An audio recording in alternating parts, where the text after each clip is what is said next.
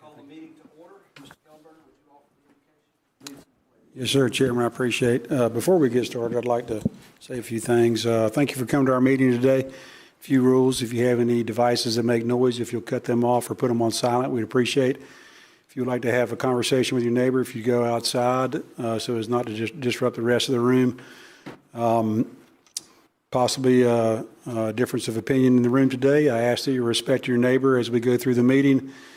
We have a couple of opportunities for public comment before the meeting. That is for items that are on the agenda where you can't stay. And at the end of the meeting where you can talk about items that were on the agenda, or you can talk about whatever you'd like to. Please, make it relevant to the meeting today or business with the county commission. The public comments are exactly that. They're not necessarily a question and answer. If you have a question that I feel the director can answer, I'll be glad to meet with you during a break or after the meeting to put you with that director to get you the answer you need or action you would like. So with that being said, let's have a good meeting, and if you'll join me in the prayer, I'd appreciate it. So may the Lord be with you. Let us pray. Dear Lord, thank you for this opportunity to gather today to take on the business of the county. Please guide and watch over these commissioners as they take on the task of reviewing these items and making decisions. Help them to make decisions that benefit all of the people of Walton County. And when we're done today, please give understanding and peace to all the people that are in the room today and the people that are watching on TV and county commissioners as well, that the decisions they've made have been made with the best information and to the best of their ability. As always, help us treat everybody with patience and fairness and kindness. In Jesus' name we pray. Amen. I pledge allegiance to the flag of the United States of America, and to the republic for which it stands, one nation, under God, indivisible, liberty and justice for all.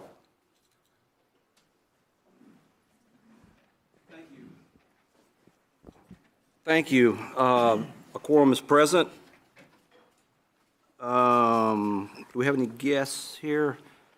Let's see any. Let's move to 25-1562, recognition of 2025 Citizens Academy graduates.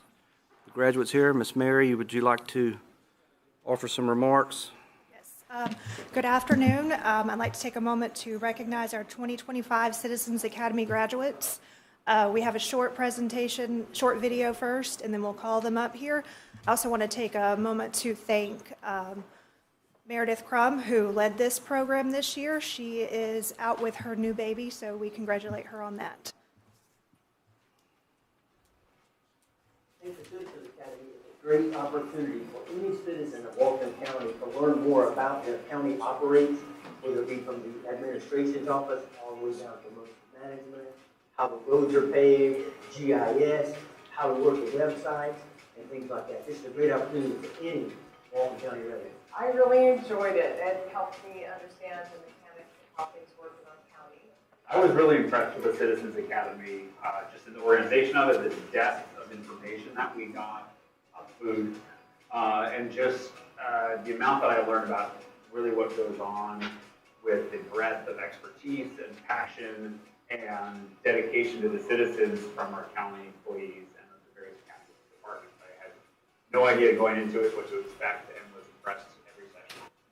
It was very informational, just for us to learn about our community and where we live in, and places and things we can go to get help, to get assistance, so that our community can grow and get better. I would highly recommend anyone, to include your friends and family, attend the Citizens Academy so you can learn more about Walton County and how it operates and how they're here just to help people. They're not a complaint citizen.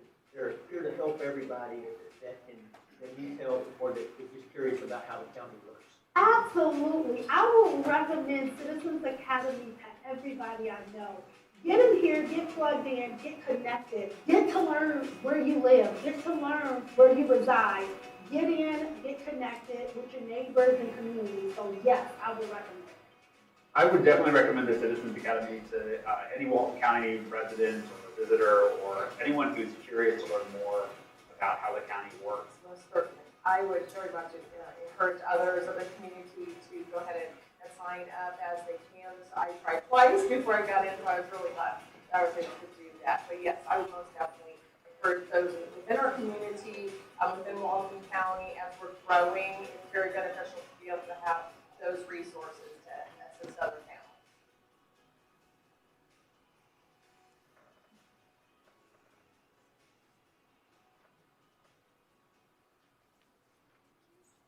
All right, so we'll call out those graduates. If we have Christina Ballou,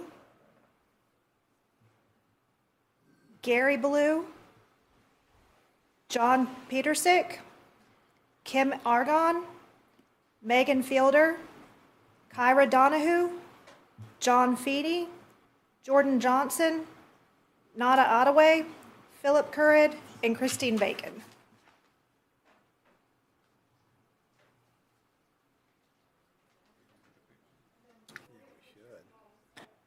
Looks like we have a large group here of graduates. We congratulate you on this community exercise. We would like to get a picture with you if we could.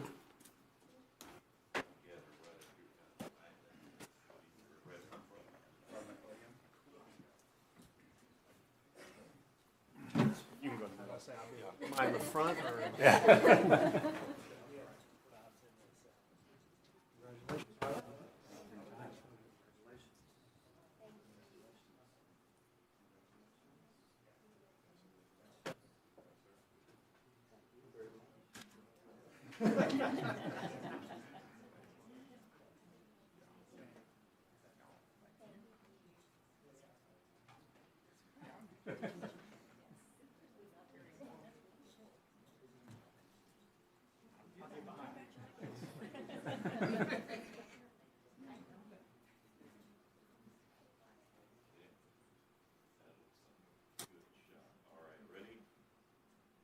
Smiles in 3, 2, 1. Perfect. Thank you.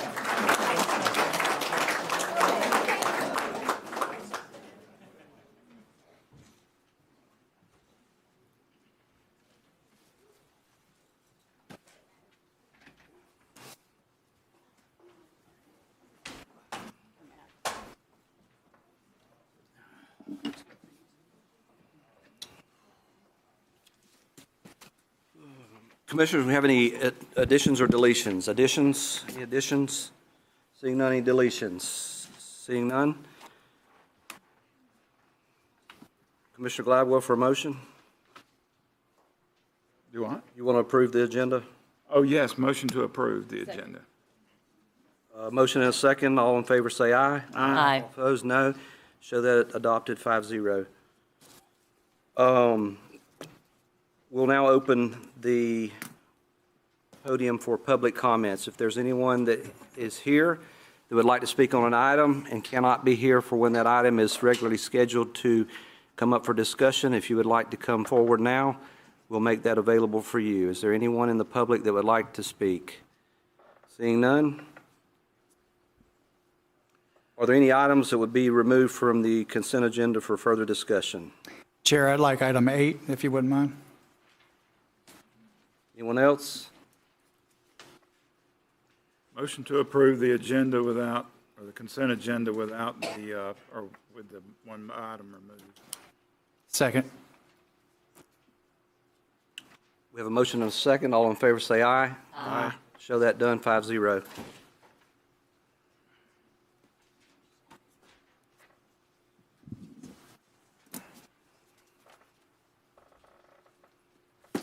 Mr. Kellenberg, would you like to put number 8 under the appropriate department? Yes, sir, we can do it when we get to regular agenda, right after citizens' request.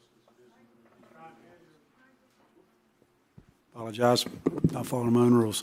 We'll put it right as we start the regular agenda after a citizen's request because there is no engineering items on regular agenda. Okay. That brings us to tab 14. Is anyone here to speak on 14? Ms. Holt?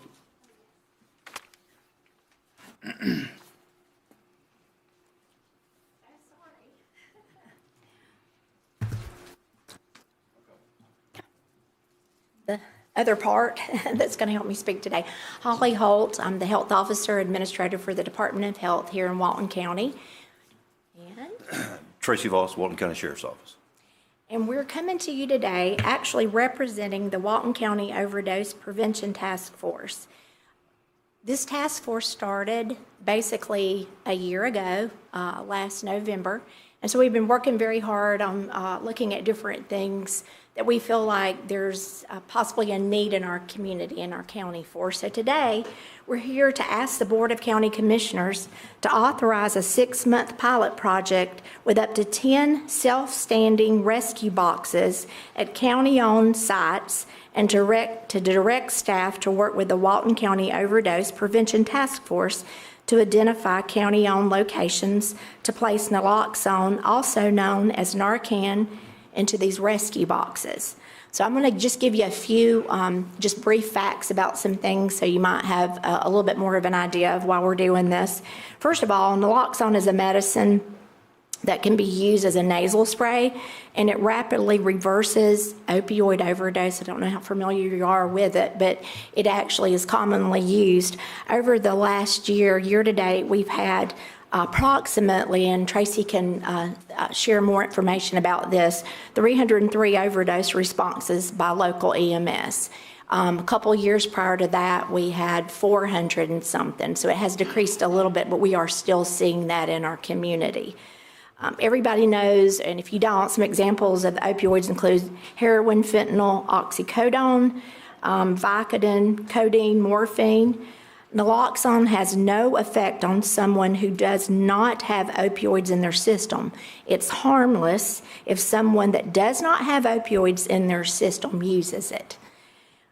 Walton County Fire Rescue and members of the Overdose Prevention Task Force are planning to install these on January 30th, if you all agree to that initiative. And it's basically to raise community awareness and for it to be there in the different locations that have been approved by you all with the county, if you're allowing us to do so, so we can prevent opioid overdoses. The boxes will be installed. They're weatherproofed. They're durable for outdoors. I do have an example of what they look like if you're interested in that. They are positioned at a height that is not where a small child can reach up to them. They're at an adult height. So far this year, partners with the Overdose Prevention Task Force have already distributed over 1,500 boxes in Walton County. These are not county properties. These are individuals that have given us the permission to put those boxes there. So far, we have boxes placed in the following locations. We have them in the Walton County Jail Lobby. We have them in the Defuniak Springs Police Department. We have them in Freedom House with Freedom Life Compass. We have them in North Walton Doctors Hospital. We have in downtown the All Things New that Be Generous owns. And so we have them placed in several different locations. We actually have Narcan at the health department as well if any individuals want to come in and get those.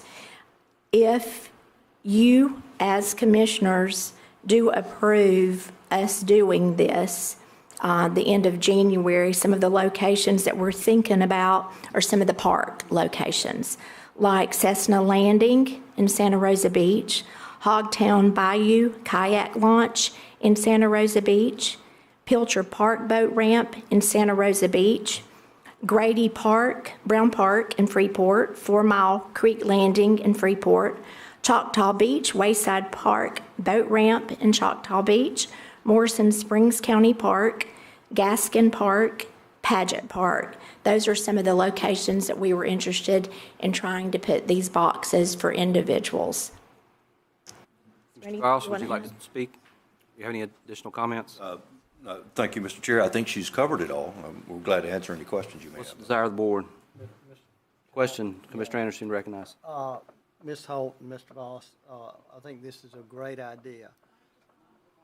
Dr. Carolyn Zonia came to my office. Mike. Her group was going to put some in. Have y'all worked with her? That's us. Okay. So, there is a prevention task force that deals with some various other things, but she is part of this group as well. Okay. I'll make a motion to pass. Second. Motion and a second. All in favor of the motion, say aye. Chair, I have a question. Oh, question. Mr. Curry, you recognize.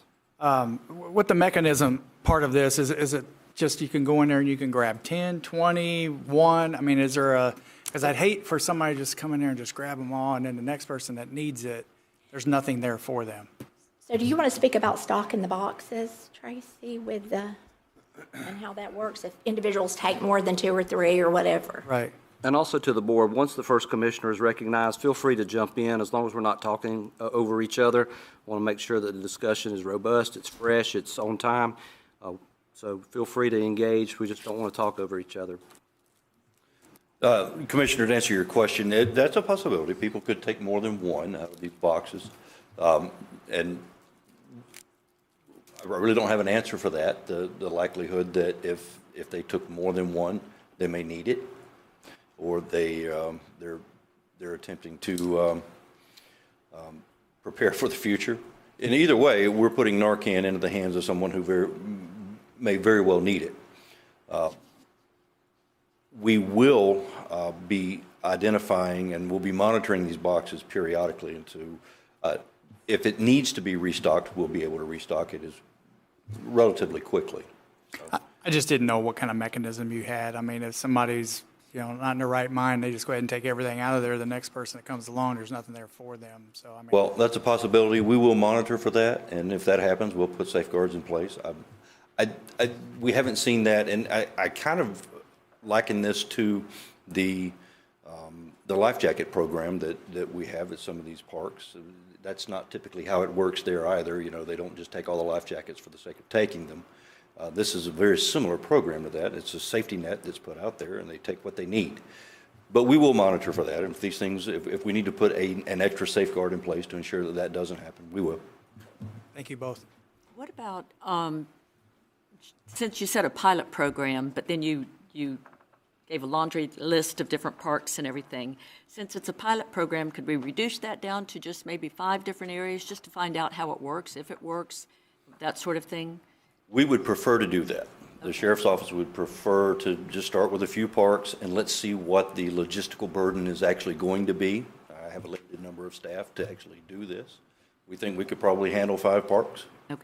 Because there are other locations that are not in county parks that we're also monitoring. So let's walk first, and if it's a successful program and we feel like expanding it would be in everyone's best interest, we'll bring that back to you. And how long would the pilot program last? I think we ended up saying 6 months or something like that. No, hang on. Yeah, 6 months to begin with, and then we'll reassess. But, and the reason I brought Tracy into this as well is because Walton County Fire and Rescue will monitor and stock the boxes. It will come back to the Walton County Overdose Prevention Task Force will manage it. We will provide education, Florida Department of Health and Walton County will provide education and any type of technical assistance that is needed with it. That's how we're all working together as a partner. But they're already putting out the boxes in some of the places, the Narcan and some of the facilities, helping with that. So we'll just work with them. Everybody will work together on making sure this works. But what we can do, I know I listed a boatload of places. We can go back through, if you're okay with this, working with Tracy's team, and narrowing it down to maybe locations to 5 or 6. Is that good? Yeah, that's. Why don't we give them discretion? They're the expertise subject. Yeah, what I would like to do, Mr. Chair, is, and I think we have looked at this, I just don't have the data, but in the areas where we know we're most likely to have a situation where there's an overdose case. So, for example, we've had 3 overdose cases in this area in the last couple of years. That would be the area that we would put the box, right? So we'll look at call volume around these locations, and if the ones that are most justified by call volume is where we would put these boxes. That's the title of the agenda item. I think it definitely implies that it'll be at the high-traffic county locations to start with. You're giving them permission. Let them come back if there's anything else they need from us. It's their responsibility. Mr. Chairman, my motion was to put them in the places they said. And the reason I'm for this is I had a dear friend's child not have access to it, and she died. And everybody doesn't know, so the education is going to be key to this. I think I would rather y'all put them in the places y'all said. Y'all can monitor them. There may be some places you put them, you say not one of them has been taken. But I think we need to err on the too many than not enough. This is life and death here. And I'd rather you put it someplace and nobody ever uses it and you say, okay, we're having a problem over here, we're gonna move it over here. But I don't think we need to just limit. I think you guys are the expert. Y'all put them where you think we need them. That's my motion. Yeah, that was kind of what I wanted to get at is to, use your discretion, the expertise that you have in your field of practice. And I think that's collectively among the board, what we want to see is we want to obtain the objective. We'll do it.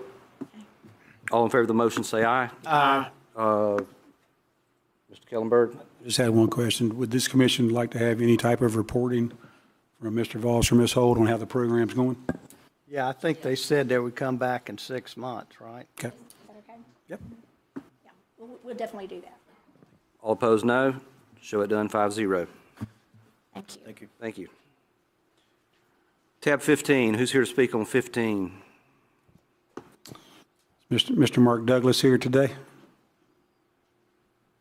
This was an item that was submitted by a gentleman named Mark Douglas. Looks like he's coming to the board here.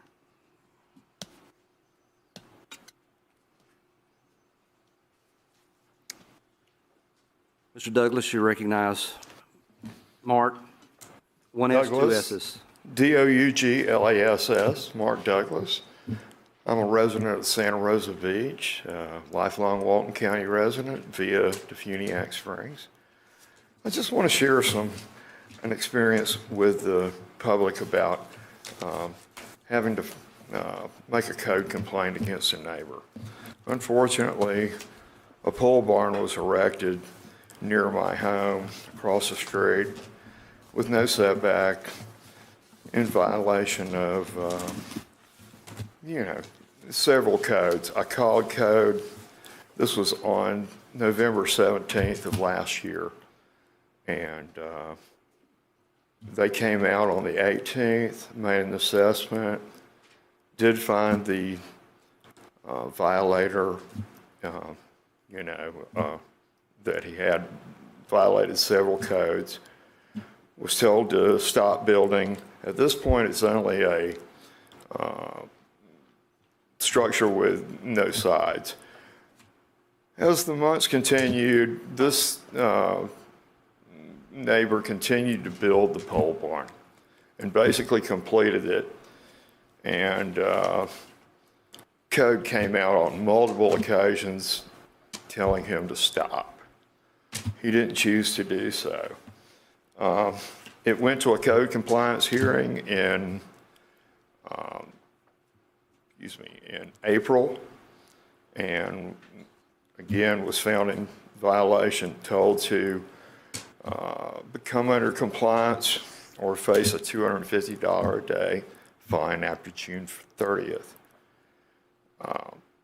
It was taken to the Zoning Board of Adjustment, again found in non-compliance. They didn't go along with it, and were a little more specific, telling him to remove the pole barn and the concrete by June 30th, or come under compliance. Unfortunately, whenever this came down, my wife and I were instantly the victims of death threats by this violator. And he was trespassed off our property for threatening to kill us and burn down our house. That threat has been repeated several times over the months, as he basically blames me for his problems. Even after all of these judgments came down the pike, and he owes Walton County $40,000 and $40,500 as of today. He met with the new planning director, Stephen Schoen, in a closed-door meeting in which he came up with I would like to say it's a scheme, to get by with a 7-foot setback instead of the normal 20-foot setback on my street. And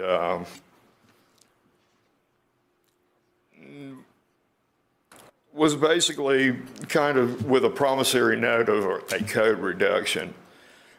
Mind you, nothing has occurred since then as far as him moving the barn, moving the concrete. Nothing has occurred. In fact, he's working on the outside of this structure, security lights,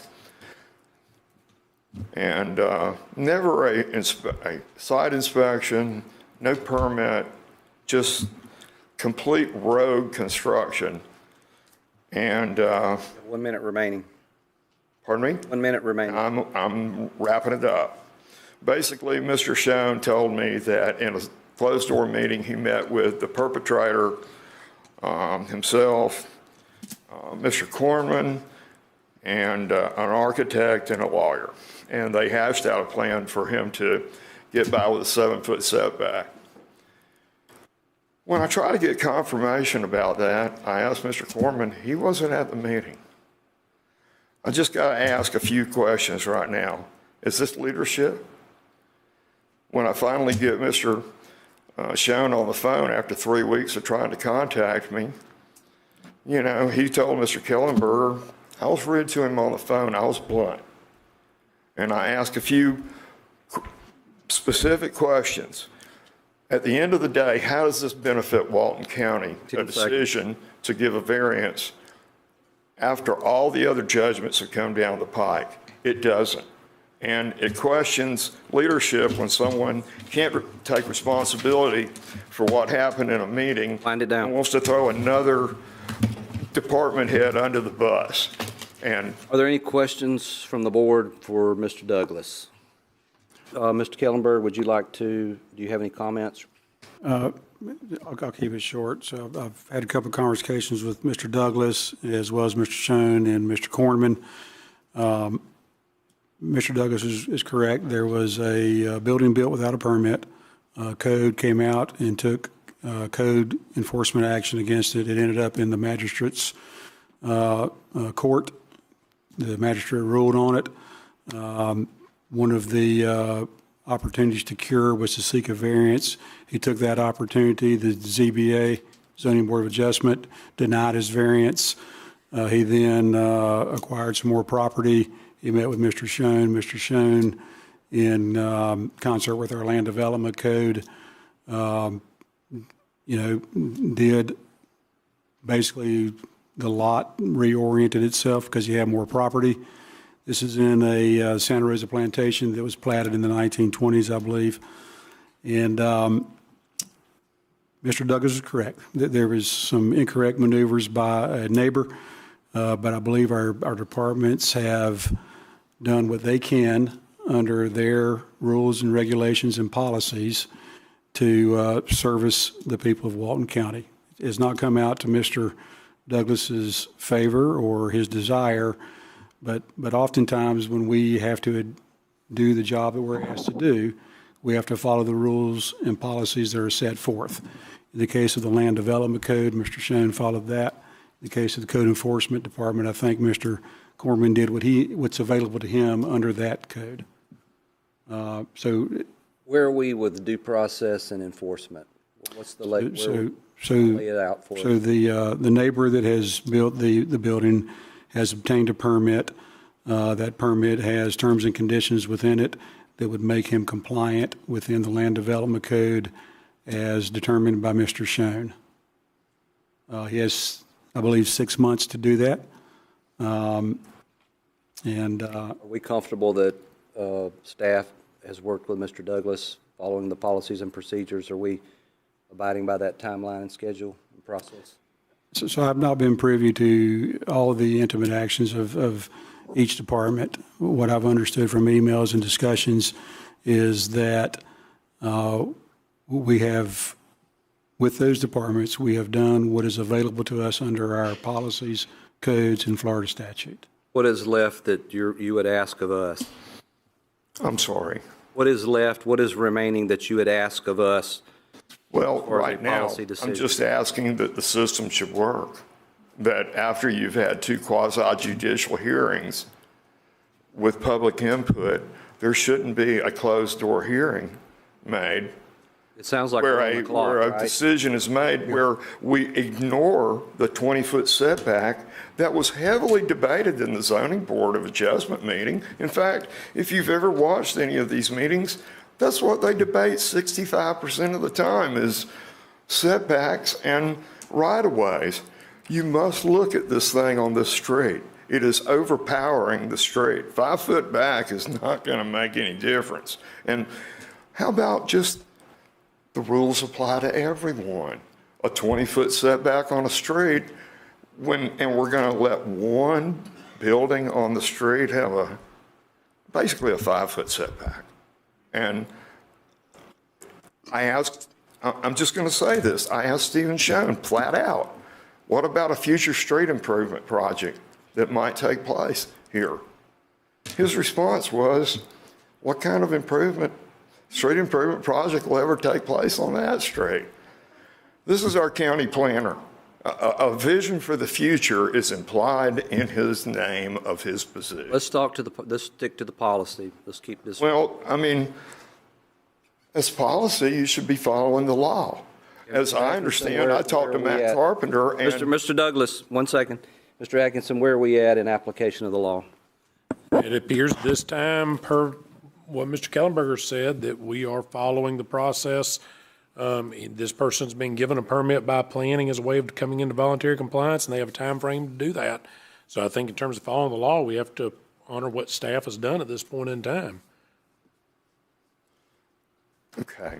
And another thing I would like to say, he's telling me that Mr. Corman was here, our code director. He tells me he wasn't. I believe Mr. Corman. In other words, instead of taking the responsibility for this decision himself, he wants to throw Mr. Corman under the bus and say that he was Let's stick to the policy. Let's not be personal. I'm going with, all I can tell you is my personal conversation with Mr. Schoen. If he's, again, this questions the leadership at the planning department and the organizational. He's gotten up here on many occasions to tell you always get a call back. Well, it takes 3 weeks if it's going to be an unpleasant conversation, I can tell you. Is there any additional questions or comments from the board? Commissioner Johns, you recognized. Thank you. Yeah, I would just like to say that I believe that what happened was this individual bought another piece of property, so he reoriented this pole barn. And so it was 2.5 feet away from initially. They told him he has to move it back 5 feet, so that would be the 7.5-foot standard side setback. And so he's got, I believe right now, he was given 6 months. It's been 1 month. I don't think he's done anything from what I understand. So he's got 5 months to move that back 5 feet. Does this stop the clock on the $250 a day fine? I don't know. I mean, there has to be a backroom sweetheart deal about fine reduction, or he wouldn't be waiting 6 months to do something. This doesn't make sense. Mr. Atkinson, articulate the fine policy. Fines accrue unless they are abated, and I believe Mr. Kellenberger just addressed that in this circumstance they were abated to allow him to do this. Mr. Gladwell, you recognize. On the other hand, it's sort of like some people get the rules popped at them and some people don't. And just to abate this with nothing being done to satisfy the underlying complaint just seems premature at best. So there has been something done. So the process is there's a code violation. Code enforcement takes action. They give the guy an opportunity to cure. That's part of the Florida statute on code enforcement. He didn't do that. He got taken to the magistrate. Magistrate hears the case, rules on it, and gave him opportunities to cure. One of those was to seek a variance. He has accrued some fines that he'll have to pay or go back to the magistrate if there's no more violations of the code. He can then ask for a reduction in fine. It'll be up to the magistrate to decide on that. But in the meantime, he has obtained the permit, he has obtained more land.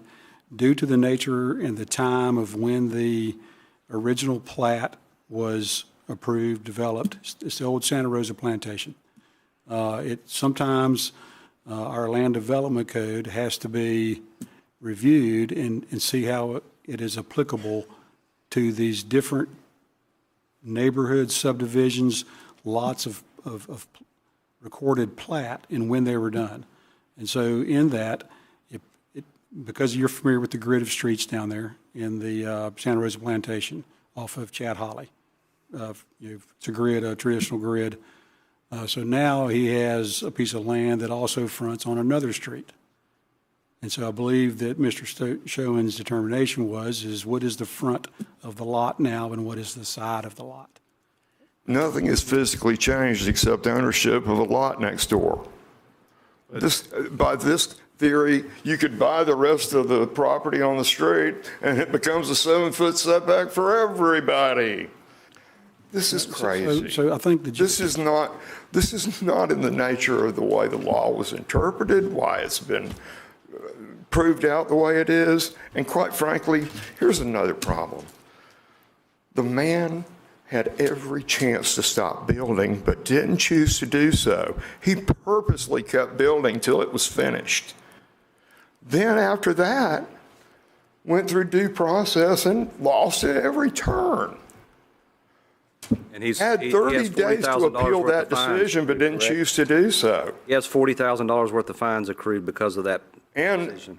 At the end of the day, nothing has changed, and the man's still heckling me and my wife that can't get up and down the stairs, and being threatened to have your house burned down on a regular basis is a very real and imminent threat, and I want the man 20 feet away from me, please. Not 5 feet away. Mr. Douglas, 1 second. To not consider that. Mr. Douglas, you're out of order. Mr. Gladwell, would you like? Yes, sir. How did he get a permit? So if he's lost twice and he's done absolutely nothing to remedy this, and he's accrued $40,000 in fines that haven't been paid, how in the world does he get a permit? I guess he paid for one of those $27.50 Mr. Douglas, please be respectful to the board. The board is being respectful to you. We want to give everybody equal treatment, just like you're suggesting in the form of a policy change.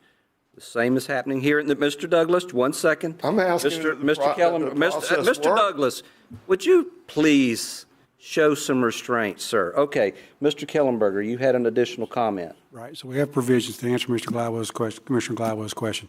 We have provisions within our land development code, within our policies and procedures with planning review and what I call a single-family dwelling development order, which is our building permit review, and our building permit review, because more than we like it, this situation occurs where a person decides to do something without the appropriate approvals. We have mechanisms where they come in and they don't get them for the same price. In the case of a building permit, if you have to seek a building permit after the fact, I believe it's double the permit fee. But what has happened is there was a non-compliant issue. Those non-compliant issues have been addressed by the code and by the magistrate. And the magistrate has given the person that has a non-compliant situation an opportunity to fix that. All right, so fixing that is obtaining a permit that works within our land development code. And that is what has happened. Is it palatable to all concerned? It's certainly not. And part of that comes with some ambiguities or inconsistencies in our land development code, but in the end, the process has worked to the best of its ability in how we want it to work. Non-compliant situation identified, action taken against it. A judge that we have asked to rule on these has ruled on it and given the person opportunity to cure or to fix the problem. He has done that. I think what Commissioner Gladwell is underscoring is that I don't think it's the desire of this board, and I can't speak for everyone, but I don't think that we want to establish a policy of ask for forgiveness later. And, I agree. we want to make sure that our system is airtight and that if there are people that are trying to game, am I on the right track? You're on the right track. If people are trying to game the system, or if they're trying to get a leg up, or they just mark the maneuver as a cost of doing business, then, you know, we should address that. Okay. We should be proactive. Is that kind of the direction that you're going with this? And that's the remedy that you're seeking, sir, Please. correct? Okay, yeah. Yeah, I mean, just 20-foot setback on my street. Don't make up some kind of weird rule or, you know, give somebody an out that has done nothing to come under compliance. I mean, wouldn't you start taking, if you were told you were under non-compliance, wouldn't you start trying to come under compliance instead of fighting it every inch of the way and being bound and determined to get your way? And if I can't get it by honest means, I'll find it some backdoor way in. So, okay, so thank you for your time. I appreciate this. I think where we are, just kind of summarize things, is that while, albeit government may be slow, and it may not be perfect, but the infraction was identified. It's now within the internal enforcement system and mechanism of Walton County code enforcement. It is now navigating itself through, or traveling through, the judicial process. And so we're at that stage where we wait for remedy. Thank you. And with that, we'll have all eyes watching. Mr. Johnson, there's no motion, so there's no audience participation. Thank you so much for your time. Yes. Sorry that ran long. Mr. Johnson, you can't, there's no motion on the floor. You'd have to wait at the public comment at the end. Yes. All right. Any additional comments from commissioners? Seeing none, we'll move to tab 16, City of Freeport.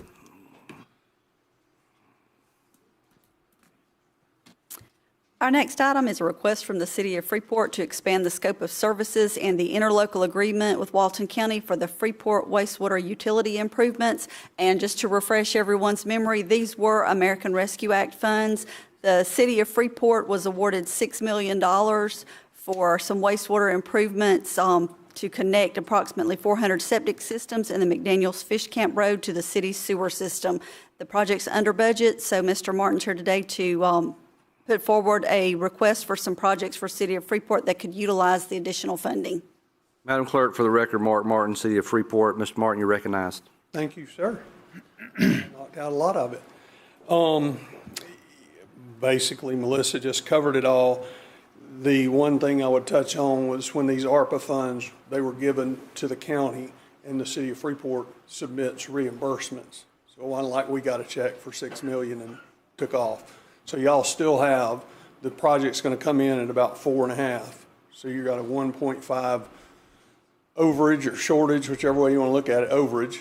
And the city council wanted me to come to this board, because it's your money, and ask what y'all wanted to do with it. Melissa can tell you what you can or can't, but the fact that the project is completed takes a lot of the strings off of that money. We have some sewer projects that we can do in the county, if you want us to. Since you're here under citizen request, would you like to offer a request to the board for consideration? I think there are three projects in your packet. Okay, so is that what you're asking, is for us to consider the three projects that are in the public record? Consider what other choice is, do you want to keep your money, or if you don't, we will go forth and conquer on one of these three projects. Questions from the commissioner. Mr. Curry, you're recognized. Since this money was, I guess, put forth for septic tanks, could we not put that either in a coffer or in an account for infrastructure in District 1, or more septic tanks to come off? We would just have to reallocate the funding. One thing that was unique about the funding allocated for this project is that when the funding was initially awarded by the federal government, they allowed $10 million to be recouped as lost revenue, which simply expanded the uses of funds.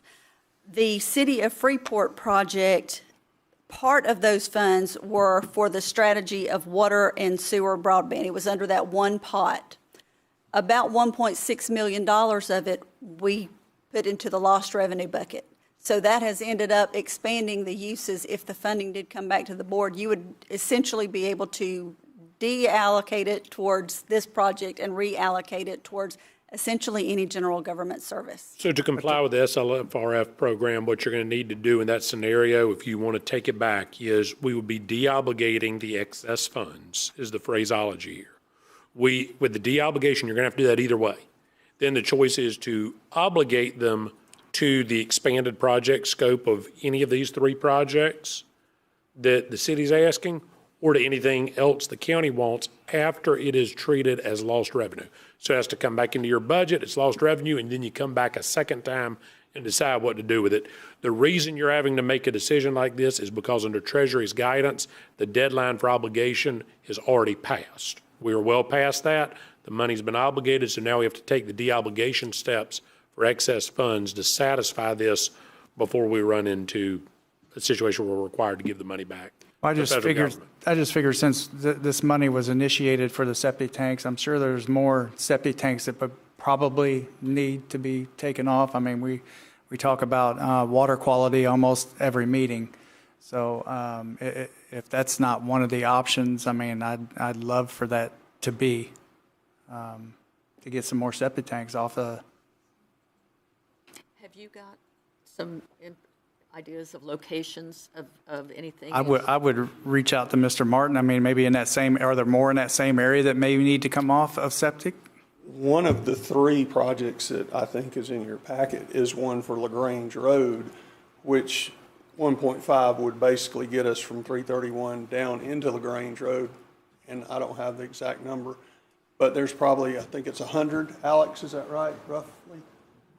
But that's going to create a situation where the city of Freeport would have to go out and get another septic to sewer grant. It could be a little bit of time down the road, but we can get this part of it done pretty quick. And that's the only other thing I wanted to ask Melissa. The money still has to be spent by December of next year? Correct. 2026. I will tell you that if you de-obligate this funding and want to obligate it to something else, for the board to utilize it technically in the bean counting bucket, you will have to obligate it to something that was already in the hopper as of December 31st, 2024. So you would essentially repay the board for a project they've already done, freeing up local funds for another project. I'd like to see more septic tanks off, you know, if this, especially if this money was set up to this, to begin with, that's what, but if you have three different projects, I don't know, were you going to divide that up equally, or would you? I would recommend to the board to do the LaGrange Bayou Road, and Alex is telling me it's about 125. I just don't want you to think we're going to be able to do all that at once. We would be putting the pipe in the ground to get to the neighborhood, and then we would have to go out for a grant, a septic to sewer grant. It could be a little bit down the road. I don't have a problem with that option. I like that. Works for us. Mr. Chairman? Mr. Gladwell, you recognize. Can y'all get it done by the December next year time limit? Yeah, and we're Alex Rushlow with Dewberry Engineering. So actually, we'd be shooting for finishing all the work by, apologize. We'd be shooting for. What was your name? Yes, Alex Rushlow. That's Rouchaleau. We would be looking to finish all the work by the end of September, because I believe that's when the reimbursement deadline is for these projects. Typically gives them a couple months to type the loose ends and close out the contract. Can you explain exactly what you'd be doing? Yeah, so you had a couple different projects that we looked into. The LaGrange Road project would basically be bringing sewer down LaGrange Road. And also in this cost estimate, we included Mullet Drive. Now, that may change a little bit. We may be able to get up into some of those other areas, but it'd be the infrastructure, it wouldn't be the septic to sewer connections. And then as Mr. Martin mentioned, we could go after a grant to cover those septic to sewer connections. It's a lot easier when you already have the pipe in place and then all you are main for is, making those connections. And it's similar to what the county used that money for on 331 South. So y'all put that, help pay for that sewer going down 331 South. And the city has a $10 million grant right now through DEP that's making about 400 connections for McDaniels. That's all tying into the 331 South sewer that these funds help pay for. So Mr. Martin, if we give you the LaGrange project, that's going to get about 125 additional septic tanks at the end of the project, which It could, which is what I want to make sure that you guys understand, which is this is the pipe Realistic. from A to B. The C part of the puzzle is getting the money for the septic to sewer to do that actual work. will you commit that the city of Freeport will pursue that? We certainly can. So summarize what we're getting out of this. The ask is, when you go back to A and B, I want to make sure I have that turned in my So this head. project that's complete puts force main down 331. Correct me if I get any of this wrong. So LaGrange Road is on 331. So the 1.5 would pay for the pipe to go from 331 down LaGrange Road as far as it would go to whatever Mallet Drive, and it would stop. A and B is the infrastructure, and then C Correct. is payment for the tap. Yes. So that's where we're at. We can get. Actual removal of the septic system is the big part of that. You know, it gets a lot slower because we're doing the one in McDaniel. So if we utilize these funds, about how much of the project would that cover? Is that half the project or more, greater than or less than the half project? So the cost estimate we have in this packet basically is a cost estimate for the pipe going down LaGrange for about 82 or 8,600 feet, and then down Mullet Drive. So you aren't going to get any septic to sewer connections as part of that 1.5 million. You'll get the pipe in the ground though, and then from there, the city will look into opportunities to get grants to fund the actual septic to sewer connections. All right, so just know that, we're investing in you. So there's an expectation on your part to deliver what we think that the board is requesting, and that if you go down this road, you get through A and B, and you invest a lot of monies here that we're going to give back to you. We hope that there is an intent and a definite desire from the city of Freeport to bring that project to fruition. Is that what I'm hearing from the board? Yes. Mr. Martin answered in the affirmative. Okay. Yeah, Is there? we're going to get the city of Freeport. You're good. You've already sold the car, so. Well, I'm just saying, the city of Freeport's going to get utility customers off of it. So it's kind of a win-win. It just can take a little. Do we need to delineate action from the board? Is there a desire? You need a motion and a second? The motion would be to, if it is to do what we're talking about, LaGrange project, would be to amend the interlocal to expand the scope of the 400 to go to 525, and including LaGrange Road. So you're just basically expanding the scope of the existing project. Commissioner Gladwell for a motion? I'll make that motion. A second. Second by Commissioner Curry. Is there any discussion or debate? Seeing none? Add one comment. Wait, hey, sir, we're already past that. All in favor of the motion, say aye. Aye. All opposed, no. Show it passes 5-0. Thank you. Thank you. Chairman, we're going to step back to number 8 now, and Chance Powell. Number 8, Mr. Powell.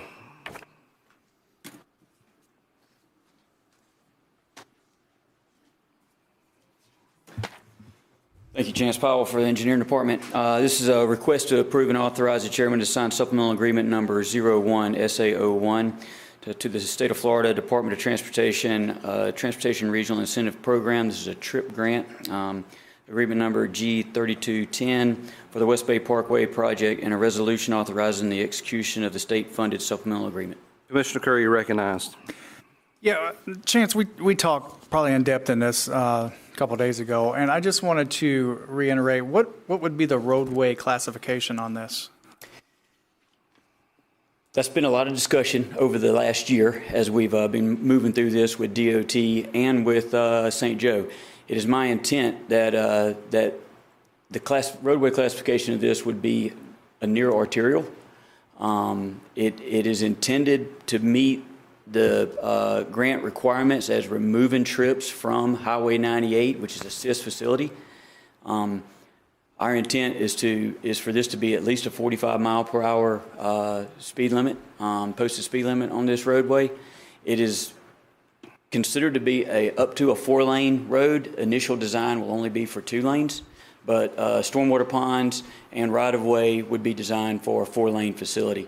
That's been a big concern of ours over the last year. We want to make sure that this is not just a neighborhood road, that it is a road that actually provides a major benefit to the traveling public in the south end of the county. And that's why I wanted you to explain that. I didn't want, with this, the 45 miles an hour zone, that would cut down on the off-ramps to several future developments, if that's in somebody's mind that's working. Right now, that swamp that's going over a river, that's pretty much wetlands and everything. I just didn't want this to turn into a, every 500 feet is welcome to this development, so on and so forth. But you're telling me the intent right now is an artery with a 45 mile an hour or above speed limit zone through there, which lessens the off-ramps to potential developments in the future. There's no doubt that this roadway will provide a lot of access to St. Joe undeveloped property right now.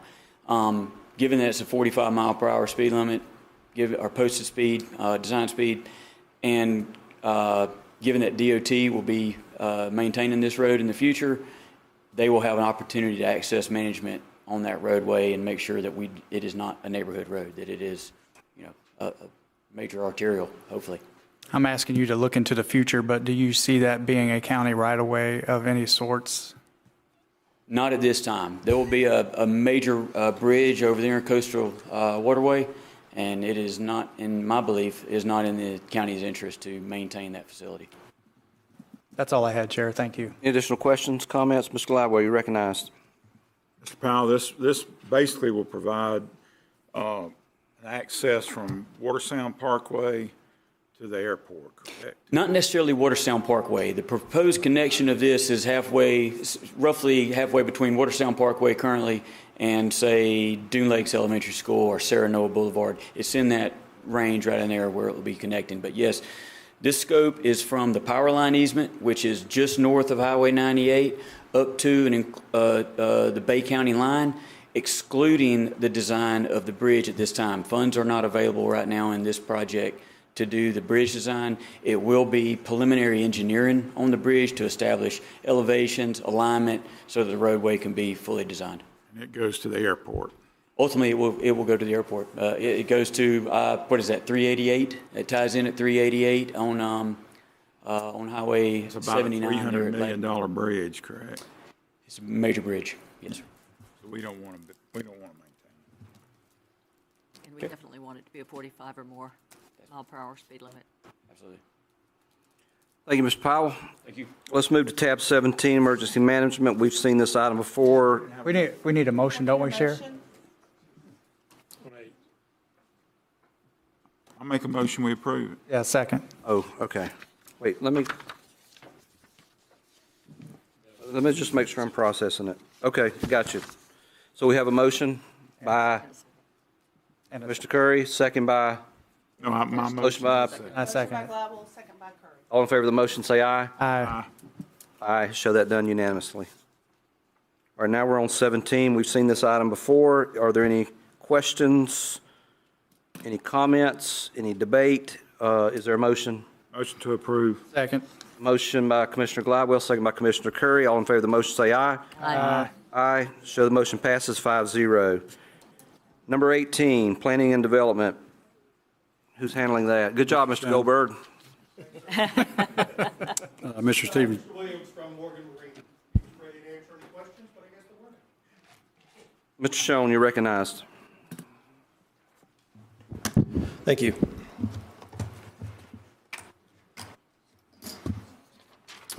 Well, I want to start by thanking the board for the patience and the opportunity to present this report to you and to hopefully approach some of the concerns that you all have, as well as the community. If the board sees fit, what I'd like to do is just sort of hit the high points, summarize what I presented, and then allow you the opportunity to pose any questions to me. Questions for Mr. Shawn? Not yet.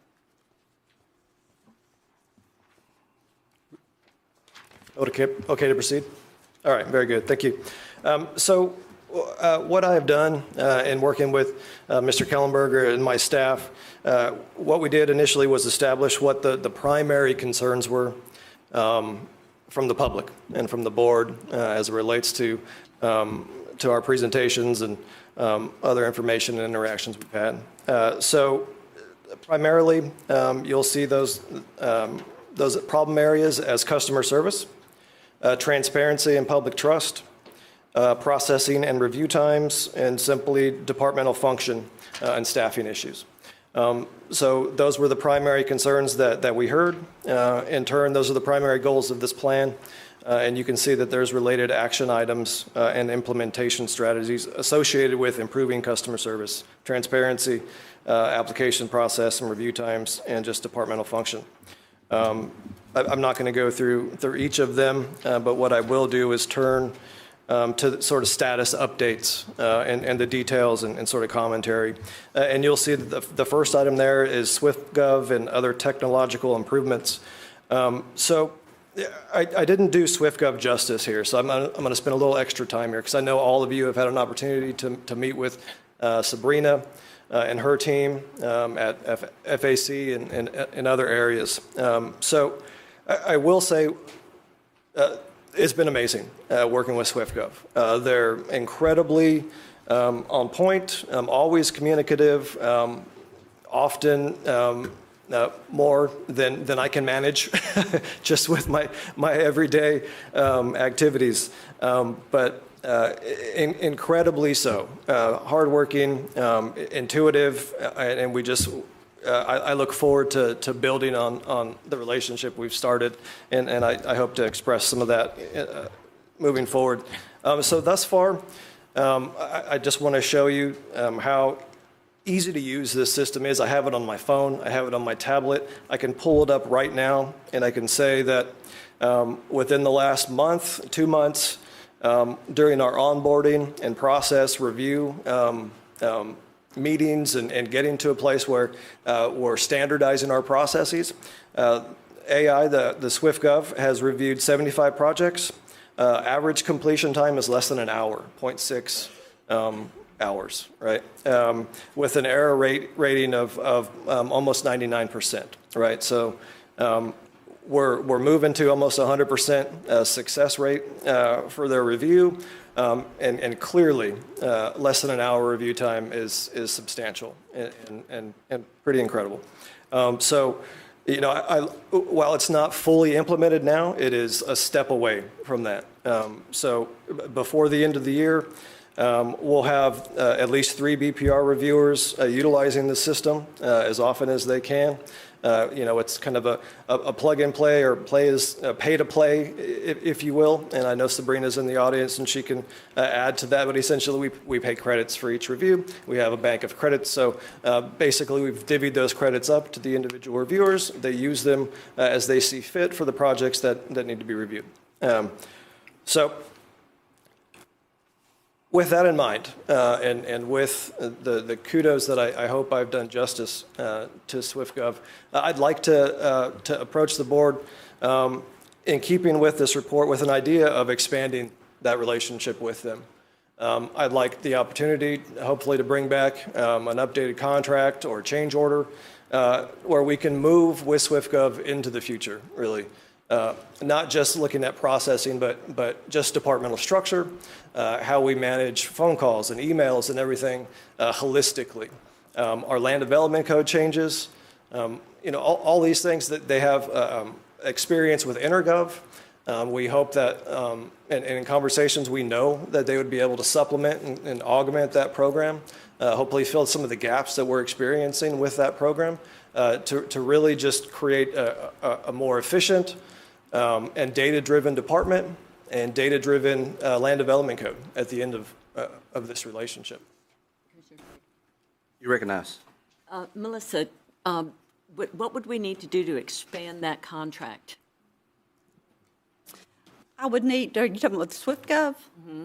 Let me go back and look and see how it was procured. I want to say it was a piggyback. Let me go back and get with Jason, and I will be able to get back with you. We should be able to expand it rather easily, but I'd like to look at it first. If it was a piggyback, we just need to be very clear what the original scope we piggybacked on was.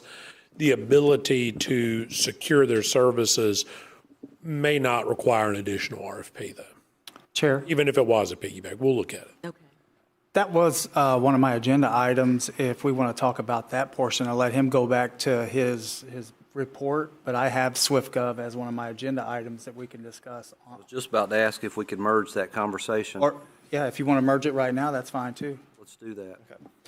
Should I proceed with the report? Yeah, let's do that, and then we'll give them an opportunity. Very good. Thank you, sir. I'll leave SwiftGov alone at this point because I know she'll just do a much better job than I've done thus far. So in terms of staffing and positions, when this was composed, it was back in November, so I have some updates. So we have hired a deputy director. We have hired an environmental and floodplain specialist, and we have hired an executive assistant. All of those things have happened in the last 2 weeks. We're in conversations with our short-term vacation rental manager in terms of getting him on board in that position. We're still working on some of our other positions, finance specialist, stormwater lead inspector, and an additional planning technician, which you can see here. We're hoping to transition into a more of a review coordinator position for that program to hopefully, again, create some additional efficiency in processing. I do also seek to sort of stratify some of our current positions to allow for some upward mobility internal to the department by adding, planning tech and planner 1, 2 positions in that respect. So cross-training and interpersonal or internal personnel review. So you can see that there's been some work as it relates to that in in one of my attachments, the standard operating procedures. That's still in draft form. It certainly needs more caressing, massaging, making it a much better product that is going to be better for the end user. But cross-training is one of my primary concerns. A lot of times we have very specialized staff. When they're out, it leaves a gap for folks. So that is one of my primary objectives, is to ensure that we're staffed and that each staff member has at least one backup moving forward. So I know that the board has some concerns about land development code amendments. I've provided some updates there concerning the plating ordinance, which you all approved on 11/24. There is a PUD amendment, which I'd like to bring forward. I still need to speak with legal about that. Additionally, there are some scenic corridor standards that I know the DRB seeks to review, and hopefully that'll be coming up for them soon. Again, I just want to remind the board that staff is very aware, and I hope the board is too, of how Senate Bill 180 has tied our hands in many ways in terms of burdensome. So when it comes to tree ordinances and additional scenic corridors and processes and fee structures, we have to be very cognizant of the way we can treat those currently under Florida statutes. Hopefully there's a glitch bill that will come out this next year that will clear up some of those question marks and concerns there. So really, I'm gonna leave it there and just ask the board if you have any questions, if I could go into any further detail on anything here. I have prepared a table, sort of a visual representation of a timeline and some of these action items. I'm happy to go over that as well. I'm happy to look at the standard operating procedures manual, however you'd like to proceed here. Mr. Jones, did you have something? No, I'm interested to hear what SwiftGov will be able to do to incorporate into all of this, but I'm glad to see that you have hired some people and you're starting to fill those positions. That was one of my agenda items. I will take it off of my agenda. Commissioners Curry, Gladwell, Anderson, all good? Mitch, do you have anything, Mitch? saw you. I was going to queue up Miss Sabrina, if you will. One second, Mr. Kellenberger. Yes, sir. Appreciate it, Chairman. Previously, Mr. Schoen, or I asked you to give us 90 days to assess and then report back and have a plan of how to fix. That's what we've done. That's what the intention of this report is today, for you to have it, to review it. We have no ask today. I'd like for you to take the time. We'll come back to you 1st of January with a appropriate ask for resources in the form of more open or InterGov platform development, training, possibly some more personnel and all that. But take the time over the next month to review this, formulate your questions. Me and Mr. Schoen are available at any time individually, and so that we can make sure that when we come back in at our next request that you understand what we're asking for and why we're asking for it. Thank you, Mr. Kellenberger. Ms. Jones, did you have something you wanted to remove? Off of my agenda item, one of the items I had is HR, and I can remove that because he just identified what he's got. All right, show that done without objection. Number 26 will be removed at the request of the Commissioner. Mr. Curry, would you like to introduce the appropriate representation for SwiftGov? Yes, sir. Thank you, Mr. Chair. If Sabrina's out, I'd love for her to come up. I first met Sabrina at one of the FACT conferences, and I loved everything that I saw that she put out there and presented to all the commissioners. They basically turned around Hernando County. I spoke with the county manager, Jeff, I believe is his name. There's not one negative about any of this. And I think, correct me if I'm wrong, Sabrina, you said that now Hernando is looking at you to fix the building department because now that's where the backlog is. The planning is smooth sailing. Yes, so we're actually currently... Sabrina, state your first and last name. Sabrina Dugan, D-U-G-A-N. I have not been sworn. Cool. Awesome. You're with Florida Association? I'm with SwiftGov. Okay. I'm a managing partner, co-founder. So yeah, if you want to take it away, I'm not going to steal any of your thunder. I'm going to sit back and listen. All righty. Well, ready to rock and roll. Awesome. Nice to meet you all. My name is Sabrina Dugan. For those of you that I haven't met yet, it's a pleasure to meet you in person. So I am a managing partner at SwiftGov. We do automated systems for government, including artificial intelligence, which is super exciting. You guys were one of our initial partners for our AI-driven technology with building permit reviews. Our goals are to standardize operating procedures and efficiencies throughout local government. A bit of my background, I have sustainability in the built environment degree, primarily focused on building better communities for everyone. And with SwiftGov, what we've done is we've gone into different local government entities and supported them with faster permitting. In Hernando County, right after Hurricane Helene and Milton, we ended up supporting them after they lost 4,000 homes. And we were able to take them from 45 to 65 days to 2 hours and 6 minutes. And that's something that County Administrator Jeff Rogers has showcased at the Florida Association of Counties, which is very exciting. And it's been awesome partnering with them and being partnered with your team.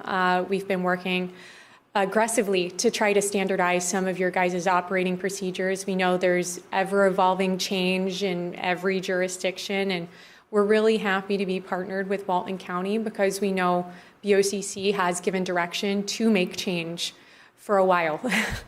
And that's something we're very eager to support with. We've been working hand in hand with Stephen and Donise Way, to standardize some of the BPR review process. We started originally with around, there were 20 checklists on how a BPR was to be reviewed and approved, and we've taken all of those 20 checklists to combine them into one. So creating a standardized process regardless of humans reviewing it, AI reviewing it, making sure everybody's reviewing it the same way, so that way we can get through permitting faster. Based on our success with single-family homes, we end up moving into subdivisions or commercial reviews and really expand that faster turnaround time into all departments. And that's really what we've done over in Hernando County specifically. We started with single family. After successful implementation and integration, we move on to larger review types. So give me 1 second. With Walton County in particular, we're really pleased to give you guys an update on our progress of implementation with our partnership. It's doing exactly what we hoped for. It's moving us from an anecdotal observation to a data-driven decision-making model. So really getting rid of ambiguity within the code, interpretation, and also the analytics provided by the platform have been invaluable, shining a light on specific reoccurring friction points within the current code. So therefore flagging top reoccurring items with the BPR process. So what items are coming up the most, and maybe those should be addressed first within code rewrites. So as you guys are looking towards the future and pushing your code to the next level, that's something that we really are eager to support with, especially with Donnies and Stephen. We understand that there is a big task log within development services, but we like to partner and support BOCC directives and initiatives with making change. That's really how you make a good partnership, is having the team move forward together and under direction of your county administrator, Kellenberger, and I believe your new deputy, Mike. Is Mike? Yep. So we're really excited to see what they can do to push technology forward. And as some of our review results, we've so far reviewed over 67 single-family homes and 252 townhome units, representing 319 units, which have been automatically reviewed by our AI system. And so far, the single-family homes have a bit more ambiguity versus the townhomes. That's kind of what we've seen with some of the trends in the analytics dashboard. So your team does have a dashboard for transparency purposes to make sure we are able to see what are reoccurring comments. And so far, the single-family homes have received 88% accuracy, which have been graded by your staff. Your staff has been going through and measuring the success of the AI reviews. And there is still some ambiguity in the code. And once that's adjusted and corrected, we see the results getting even better and faster. And the average turnaround time is currently around 4 minutes. The townhome reviews are 100% accurate. We're currently comparing quite a few different overlay zones, including your coastal control lines, coastal barrier resource systems, wildlife lighting, white sands protection, wetland areas, flood zones, dune lakes, preservation areas, scenic corridors, Walton beach mouse tiers, and additional planning overlay considerations. So that way, if there is any considerations to be taken into account for the review, we can make sure it's all accounted for. Regardless, again, if the AI is reviewing it, if humans are reviewing it, and right now the BPR team is pushing to have all BPR permits reviewed by the AI system, so that way they can get faster reviews out to your community. Because at the end of the day, it's all about holding cost. So if we can reduce the holding cost from your developers, your mom and pop builders, we're able to make change for good for everyone. Not just the county spending time going back and forth with your applicants, but also hopefully cleaning things up a little bit more at the front end. So with that, I don't want to take too much of your time, but as we are already capitalizing on this momentum by expanding the scope to BPR reviews, and from BPR reviews to townhomes, and from townhomes hopefully to commercial and subdivisions, we could see this being a transformative method for your permitting process and also standardization of code. Commissioner Gladwell, you recognize. Yes. Quick question. Did you say 4 minutes on a single-family dwelling? Yes, sir. And what is it now for the department? About 6 weeks? That's a great question for your department, sir. 4 minutes is outstanding. I just wanted, I'm sorry. Ms. Johns, go I ahead. thought you were pointing at me. I'd just like to say that I, too, have had the privilege of meeting Sabrina at our FACT conferences a couple of times and extremely impressed. And everyone that has used her services, her company, has also been extremely impressed, and they have relayed that information to me. I'm just hoping that we're going to be able to widen our scope with your assistance to get some of these things done. Planning's got so many moving parts to it. There's a lot of different areas, and each one of them can move forward in a more efficient direction. And I think with your team on board, that'll really make a huge difference for Walton County as a whole. So thank you very much for what you do. She's quite impressive. Thank you. You have me at, hi, I'm Sabrina with SwiftGov, but what can SwiftGov do more for Walton County? Because I would like to expand your focus to help Stephen and that department. What can you do for us, or is that something that you need to put in writing and then? Why don't we let her talk to Melissa about that, but let's let her do that after Melissa and I've had a chance to look at the contract we have and how we procured it. Because if for any reason we do need to have an open procurement and we actually have to do that, and I know Melissa's saying we don't think we do. My concern, though, only would be if we do, and we've now had her give an open solicitation to us, it may foul us getting where we want. So pausing for a couple days to let us look through that and get this back to you at another meeting, I think we can put something on paper about what we want to do, and we'll certainly work with Sabrina to get you an expanded contract back. Is it appropriate to ask a question about, what about the short-term rental program? Is that something that you have experience in? We do have experience within GIS capabilities for identifying short rental properties. Okay, thank you. Yep. Considering the Great question. Yeah, considering the Ray reviews from the Hernando County folks, we don't want to mess it up. We'll get on this immediately. Awesome. Thank you. I don't want somebody getting ahead of us in line either. Mr. Chairman. Hold on just a second. Yeah, no, I appreciate it. You know, we've really appreciated working with your team. Actually, real quick, briefly, before I wrap this up, is it okay? I think Dawnese Way is in the audience. She's been one of the main users and pushers of SwiftGov implementation and integration with your BPR process. Could she come up and say something, perhaps? Sorry. One second. Mr. Anderson, I'm you recognize? concerned with any more discussion about this, putting us in an area that would hurt you, and you might not be able to bid if we need a new bid. Yeah, and I'll put a finer point on that. There were several things I would like to say until Mr. Atkinson said that. This could well be a sole source procurement.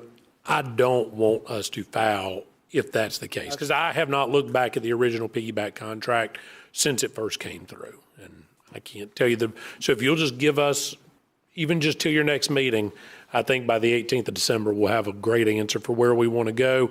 And I certainly, while I'm sure Denise is going to stand up and speak greatly about that, Denise, you're welcome to go around and talk to any of the commissioners about this. Let's don't let this basically be a staff endorsement scenario that could create problems. Ms. Dugan, would you like to offer any final remarks? That'd be great. You know, as again, we're not just reviewing plans faster. Our goals with Walton County are to build a smarter and better future for the county. So as we're continuing to support BPR reviews, we're really excited to do it with your team and continue to support them with any direction from BOCC, county administration, and anything we could ever do to help. Feel free to reach out. Thank you. We look forward to working, to learning more about your product. Thank you. Thank you. Thank you. Thank you. Very much. All right, for the record, let's show that tab 23 has been removed at the request of Commissioner Curry. Without objection, show that done. Do we have let's enter into tab 19. Do we have a motion to open the public hearing? So moved. Moved by Commissioner Glidewell, second by Commissioner Johns. All in favor of the motion, say aye. All opposed, no. Show it done. We're now in the public hearing. Melissa? You take this, I'll take the next one. Oh, all right. That was fast. Our next item is a request to approve and authorize the chairman to sign a resolution electing to use the uniform method of collecting non-ad valorem assessments. And I do want to say this is not imposing anything new. It's simply a requirement of the state to continue imposing the assessments that you already have. It doesn't impose those, it's just the first step, and this would be for the Doggett Canal MSBU and the fire fee that we have. Motion to approve. We have a motion and a second. Is there any public comment? Any discussion among the board? Any questions? Any public comment? Seeing none, all in favor of the motion say aye. Aye. All opposed, no. Show the motion adopted. Now on tab 20, Mr. We need to close that public Oh, yeah, hearing motion because to- that was on. Motion to close. Commissioner Gladwell moves that we close the public hearing, seconded by Commissioner Johns. All in favor of the motion say aye. Aye. All opposed, no. Show it done. Now we will move to tab 20, motion to open the public hearing. Want to take about a 5-minute break? Yeah, sure, why not? Let's do this. We'll stand in informal recess until 2:35.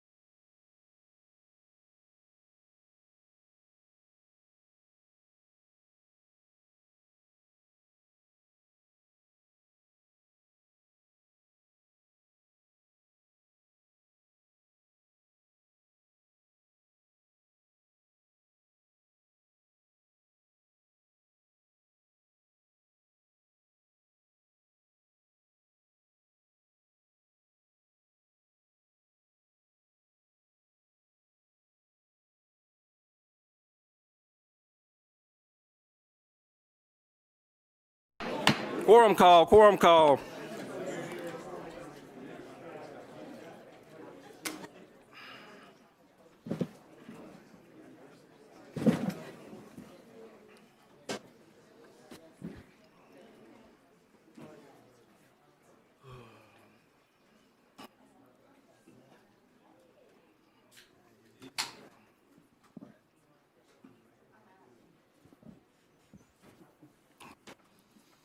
Madam Clerk, quorum is present. All 5 commissioners are here.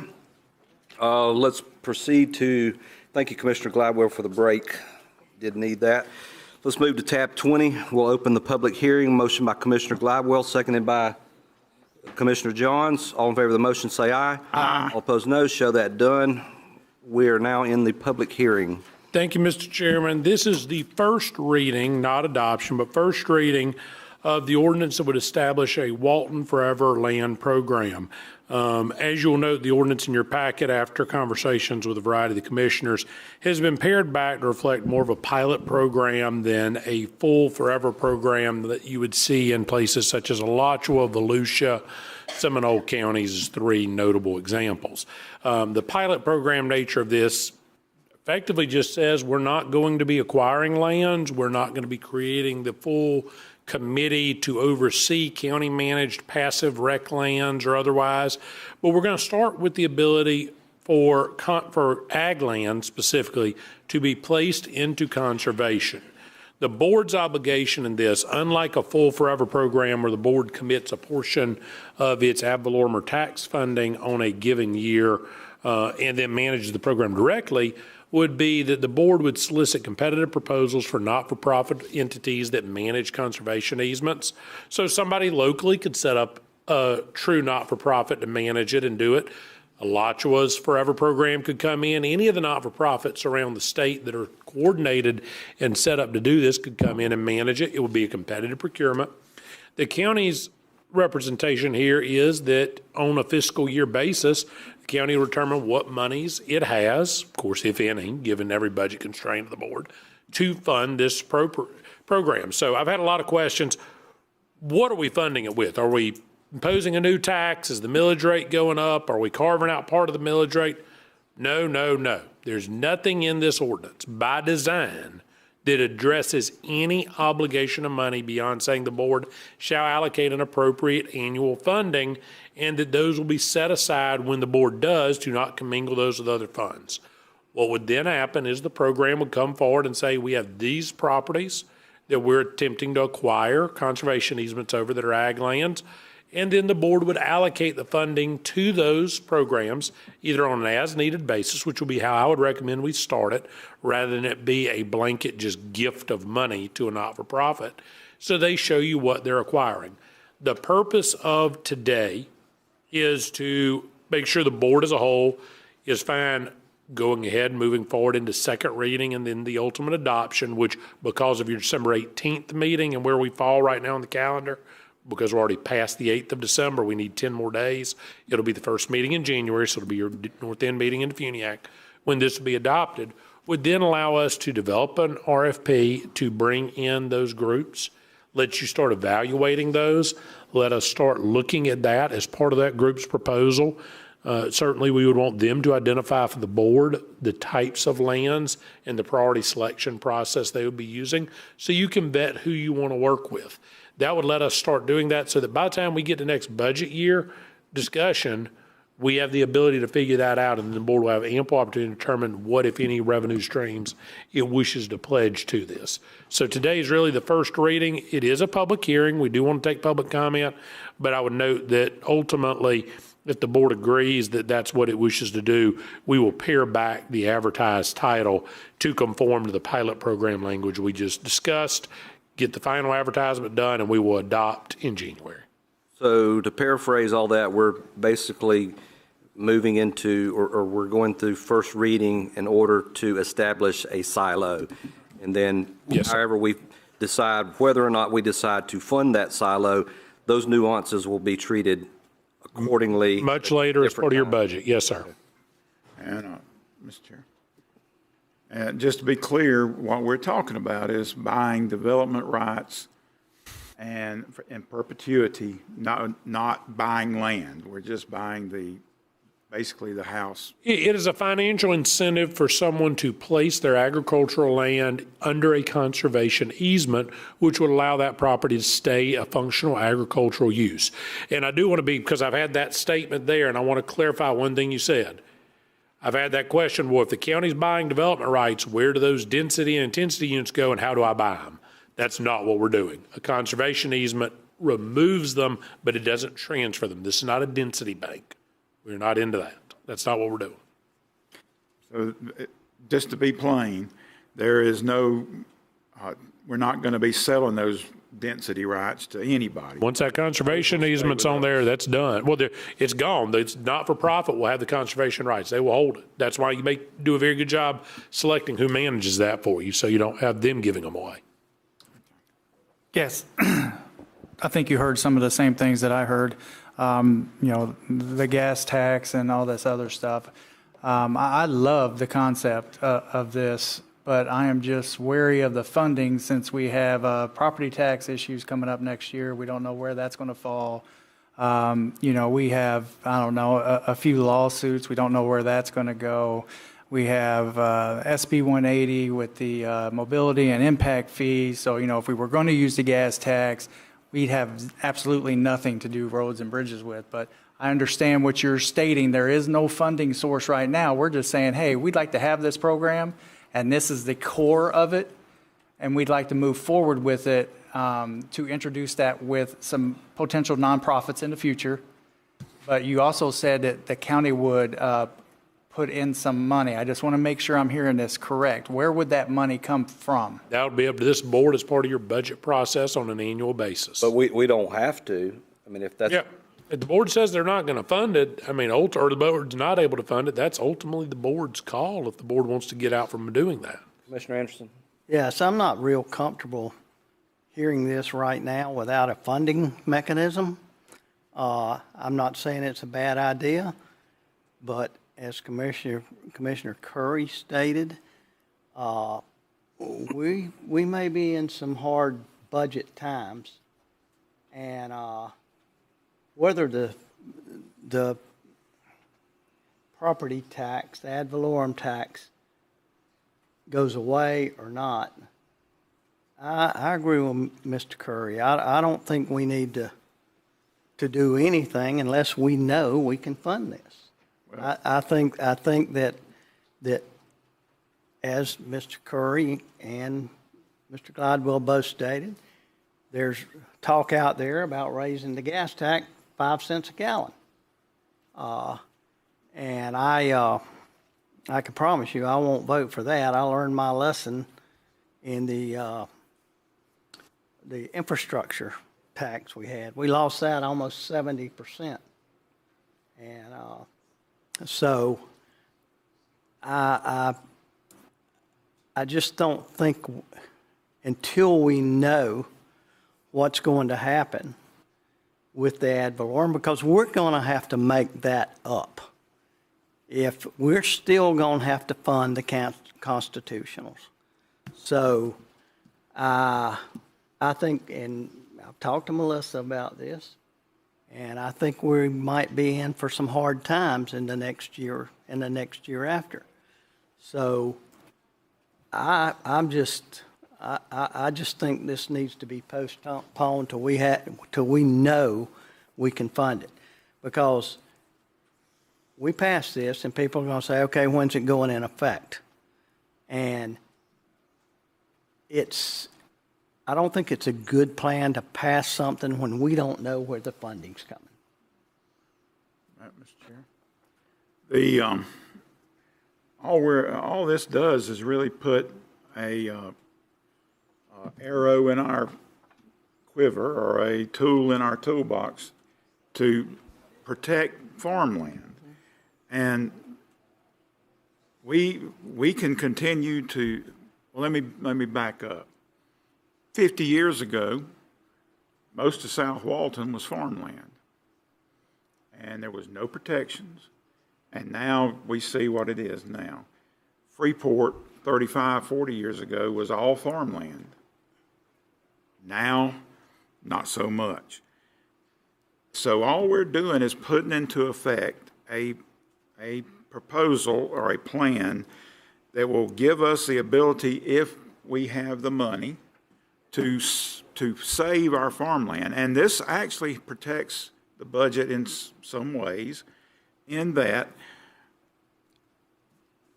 let's say XYZ company owns 5,000 acres of timberland in the north end of the county.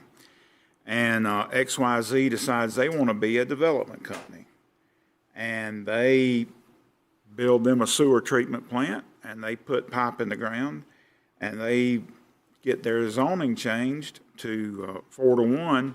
That's 20,000 houses. And the county would be on the hook for the road infrastructure, for parks and schools and all sorts of stuff. It costs us money for these developments. There is a cost associated with that. And if we don't get a grip, the north end of the county is going to be the same way as everywhere else. And it's going to cost us a bunch of money. So all we're doing is putting in a way, a mechanism where we can buy these, the development rights, basically the housetops. We can buy those and then prevent that growth. And I agree with you, and I agree with y'all that we don't want, we want to be careful about tying our hands financially right now, because there's some uncertainty on the revenue side, and I don't really want another tax either.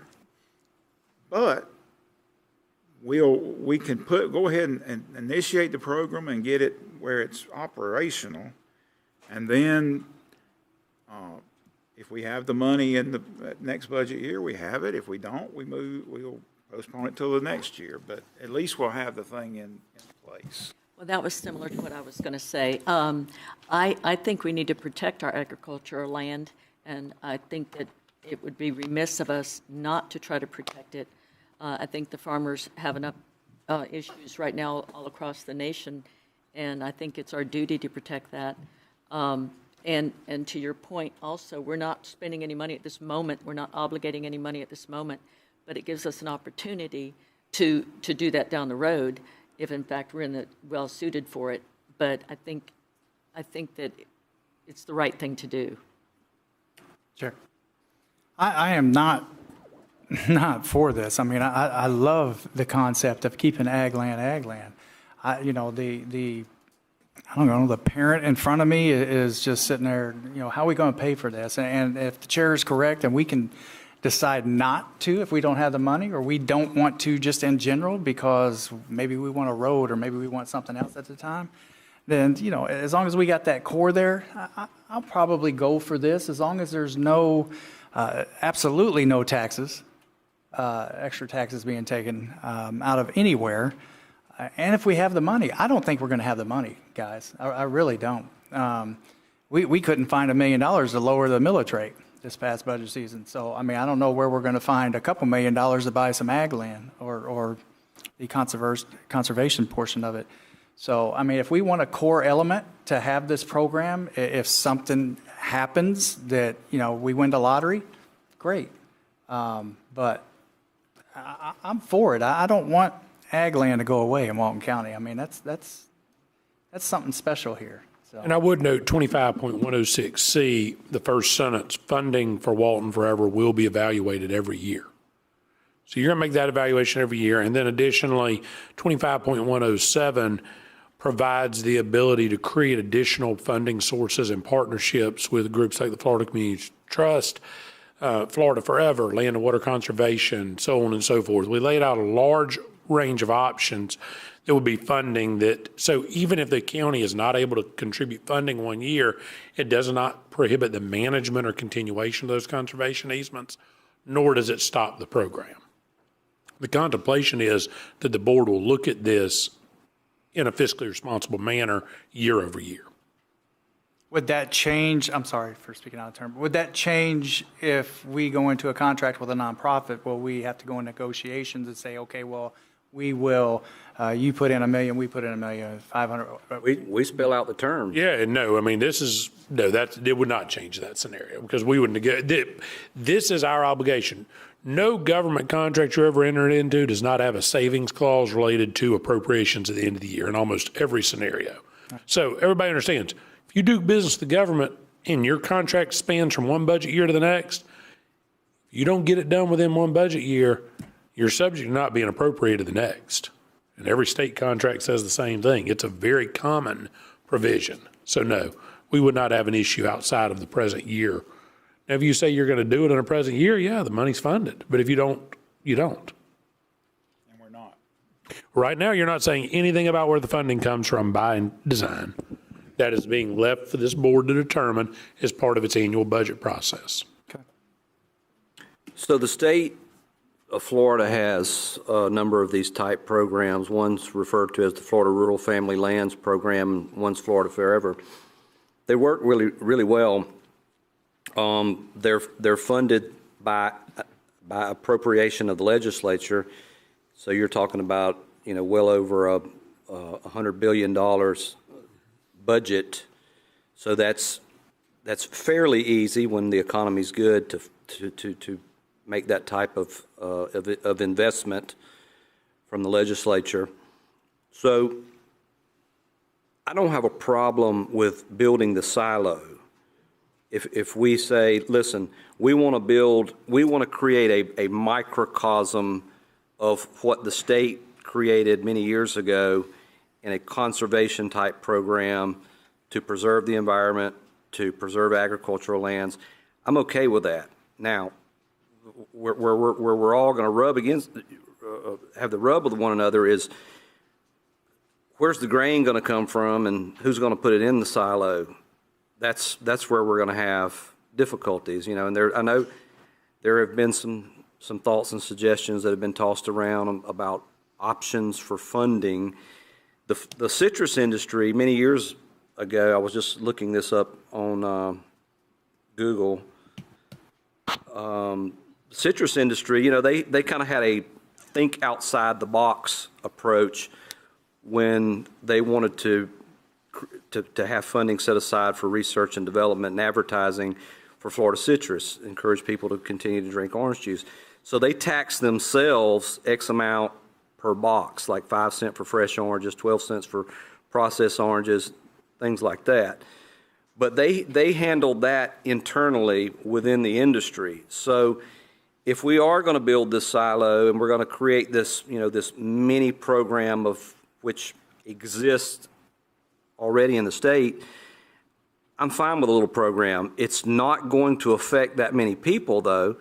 I mean, because the investment that's going to go into it is going to be some number. So let's just say, for whatever reason, there's $1 million that goes into this silo. How quick can you spend that on development rights? You're talking about maybe 1 or 2 families, 1 or 2 farms or something like that. So it's going to take some creative engineering, funding engineering, if that's a new concept, if I can coin that phrase.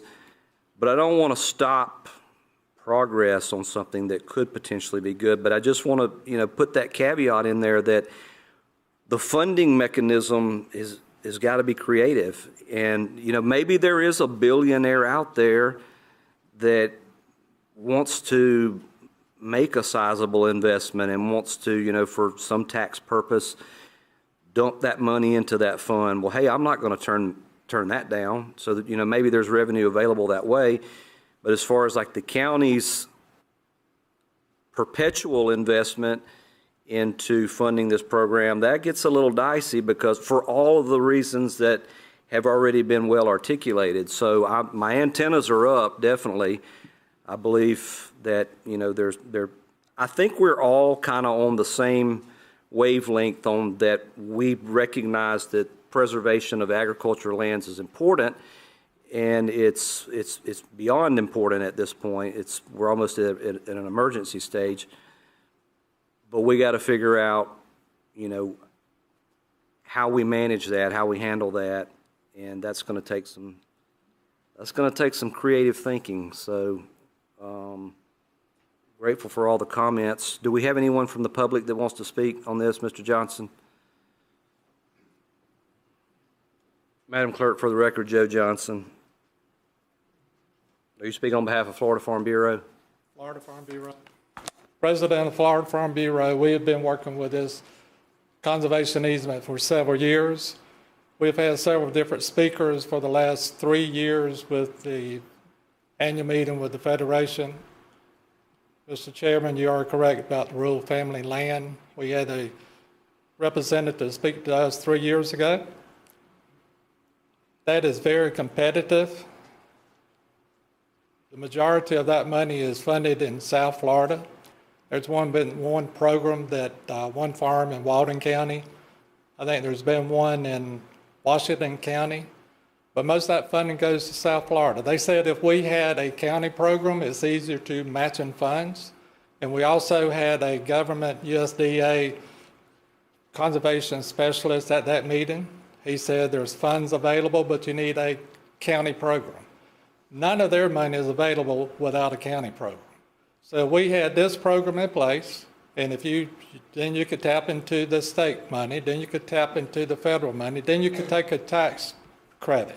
That tax credit on a farm could be for 18 years. That is an incentive for farmers to take part of that in the tax credit. This works in other areas, and I would just like to see a second reading on this to give us more opportunity to see more people. Danny and I have been meeting, Commissioner Lidwell have been meeting with people, and everyone is for this, of my understanding. Some of them's here.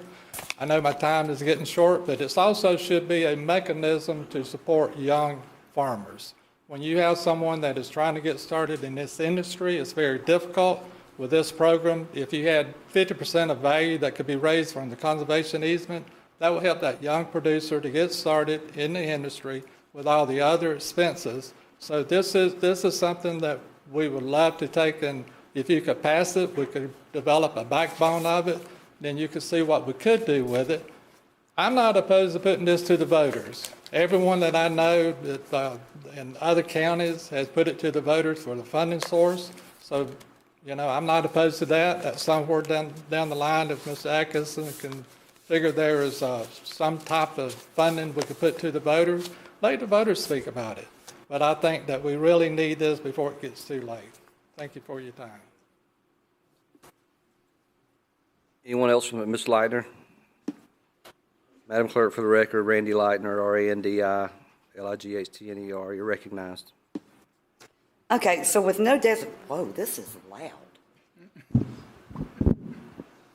With no designated funding source, if I'm understanding this correctly, every year you can decide, it's just in the ordinance. This year you can do it, next year you can say we can't afford it, the next year you can do it again. Okay, I like that. My gripe was the 5-cent gas tax. I didn't like that at all.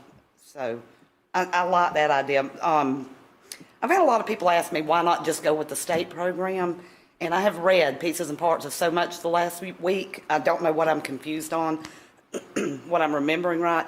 But with the state program, wasn't there something about there had to be some wetlands involved? Depends on which program. There's different. Some do, some Okay, so there's, okay, so that's a moot Probably point. Florida Forever. Okay, but there's still programs that you wouldn't have to have that. Land and water conservation, and then the natural resources conservation service are the three. Okay, I just didn't find the others then. Beyond that, my only concern with this, I think this is great. I fully support it, especially with no added tax, or no definite added tax. That takes away my biggest complaint. The only thing I would be concerned about is ensuring that these development rights can never, ever be sold. And that's one thing I've read a lot, that it takes just one word with these conservation easements, just one word written the wrong way, and it can really mess things up and cause that to be sold. So with that said, That's a good point. Clay is my first choice. If I'm getting divorced, if I've murdered someone, if I'm buying, selling property, I don't care what it is, I'm running to Clay before my opposition can get to him. A great attorney, but I don't know how much conservation easement experience you have. So that'll be my last statement on it, is if we move forward, and I kind of hope we do, as long as it's done in the right way, that I hope you would at the very least have someone you're consulting with to make sure that there's not a single word wrong, that those rights can never turn around and be sold. So we've been looking at those. I'll actually just briefly for the board say, the larger concern I have than the form of the conservation easement, as long as you don't outsmart yourself and use a form of a conservation easement that is not consistent with Florida statute, that's what happens. A lot of people try to write these deeds that are so much broader and have all these other caveats in them. That's where you get into trouble. The real problem that we've now seen in recent years has been the state statute governing conservation easements does allow the holder of the conservation easement to transfer those easement rights out. And if those are transferred out, and then those rights are then merged back to the original property, it defeats the entire conservation property. The Audubon Society had some litigation down in St. Johns County about that. The key, and what's going to be so critical, is selecting the right not-for-profit partner to manage these, making sure, one, they understand the mission is not to convey those back out. Two, if the county funds go into it, the county would likely, in my recommendation, be as part of our agreement with them, they would have to seek our permission to release any conservation or transfer them. Now, why does that exist? I'll go ahead and tell you, there's a very good reason it exists. The state sees the need for some of its lands to be transferred one-to-one. We need a school here, or we need state resources here, but we'll take land over here instead. So they like the ability to transfer those conservation rights around. We're focusing very limited on ag, so that's why our partner is going to become the whole key. But I've talked to numerous attorneys around the state and trying to figure out the best way to develop this. And if this passes, we'll be moving forward with that procurement, and then the contractual relationship between the board is what's going to tighten that up and make that as bulletproof as possible. We don't want a St. John's issue. Perfect. All right. And Commissioner Gladwell sat with me when I introduced that to Dr. Pilardi. Mr. Johnson was there, county administrator was there. They agreed. I mean, it was Gainesville told us, University of Florida says, yeah, we haven't had that problem up here yet, but we are aware it's an issue. We're going to attack that on the front end. And I agree with you on the gas, because I buy a lot of gas. I don't. Yeah, my conservative views have softened in a lot of ways over the years, but not on that tax word. So. All right, thank you for your time. Chair. Did you say you like taking advice from the University of Florida? Did you go on record and say that? I will go on record and tell you that I have thoroughly enjoyed and found my participation with them to be absolutely wonderful, and as a Seminole, I'm not ashamed of it. Okay. Anyone else from the public? Ms. Morano. Who else do we have other than Ms. Morano? We got Barbara, we got Ms. Harris, and we have one more, so we have three people. Okay. You're recognized. Barbara Morano. I had the pleasure of being in the South Walton meeting with Joe Johnson and Commissioner Glidewell, and I was very impressed with the heart and soul of how they positioned themselves, how they positioned what they wanted to go forward. Of course, they did mention the gas tax, but that's off the table right now.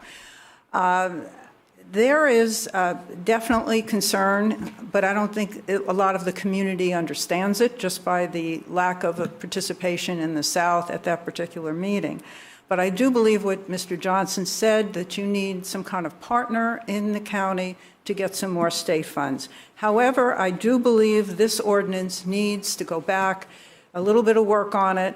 The idea that it's going to come back on the second time and have a vote is just a little bit too premature. I will tell you a lot of my concerns, and it's not about the conservation, because I was one that stood up against the solar farm. So, and I agree with a lot of, Joe's heart is in the right place, but 5 votes to disband, 4 votes to make changes, but all you need are 3 votes to do any kind of tax. I would like to see it reversed. 5 votes to do a tax, 4 votes to 3 votes, well, whatever. I would just want 5 votes to do the tax, not the opposite around.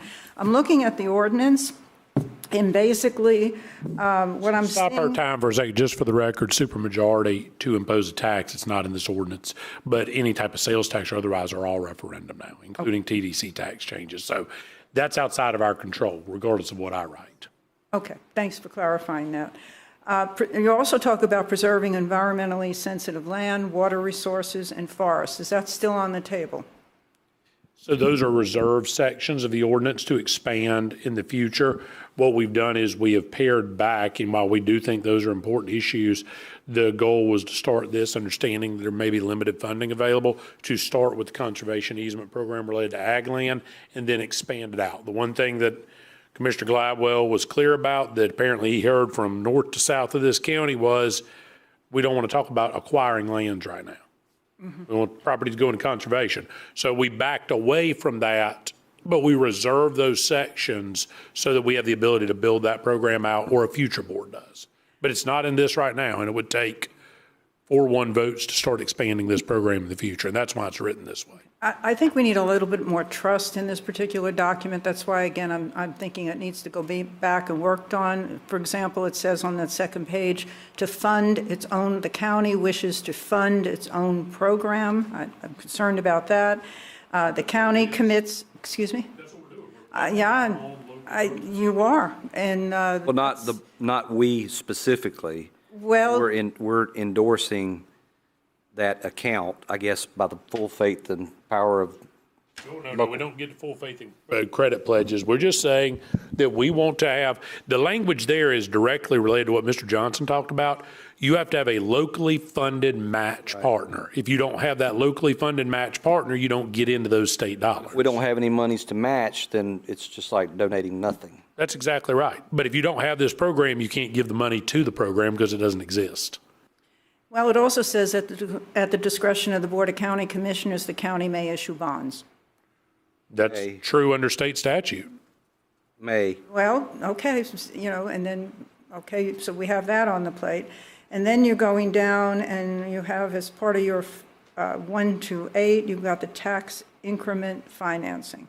So what exactly? That's a TIF. That would be if the county decided, and let's say hypothetically in the future, We're basically putting everything on the table. I literally listed every possible funding option so that we wouldn't have to come back with a 4-1 vote and amend it, is the short answer, yes. But TIF would require somebody to come in and ask the county to impose the TIF over theirs.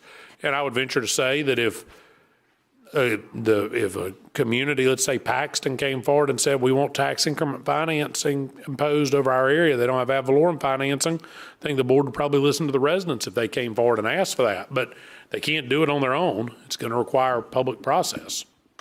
Well, there was also another part, and I can't actually fill it up, but you were talking about asking some of the departments to come in and help with this program.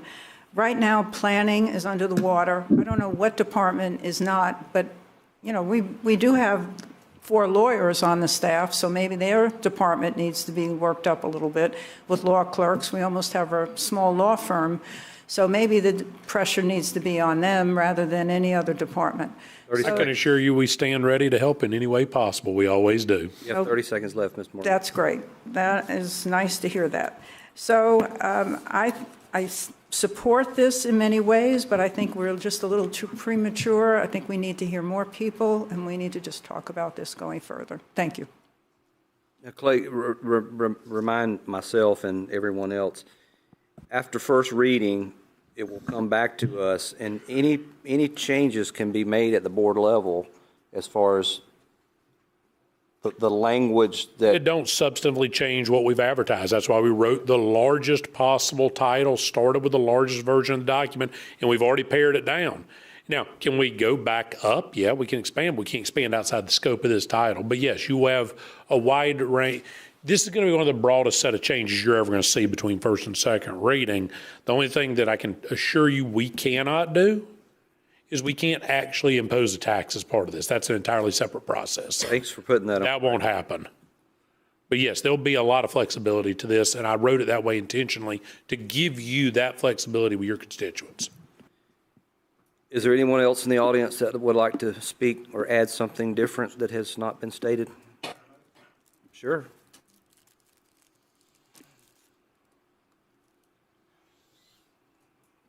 Good afternoon, Commissioners. Warren Whitaker, Whitaker. Thank you for your time this afternoon. First off, Mr. Johnson, so I'm not supposed to turn, I love your passion on this. I think it's wonderful. We're trying to preserve a farm lands in North Walton. We don't want South Walton to become North Walton. So a couple of things, if I may, Counselor. Right here on the page 1 of 6, there, the second paragraph, it says, Walton County aims to create a process that begins the focus in preserving agricultural lands through the funding of conservative easement programs. Is that Walton here? I keep hearing you're saying we're not going to fund this. I want to know clearly, it doesn't say point blank that we'll never fund this. No, I've said all along, the county will fund it, but it will determine on an annual basis. The whole purpose is for the county to fund it as it sees fit. Okay, so we're still going to come up with tax dollars somewhere here. No, sir. All right, so explain that. What we're doing is we're opening up a checking account at what used to be, let's call it First Federal. Yes, sir. And we're titling it. All right. And we're putting $0 in it.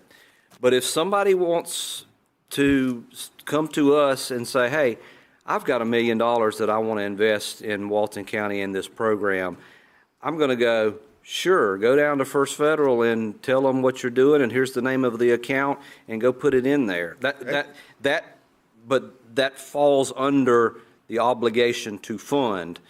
So there's not a decision that's being made right here today that we shall commit to taking tax dollars and inserting it into this checking account in perpetuity. All right, thank you, Mr. Drake. I appreciate that very much.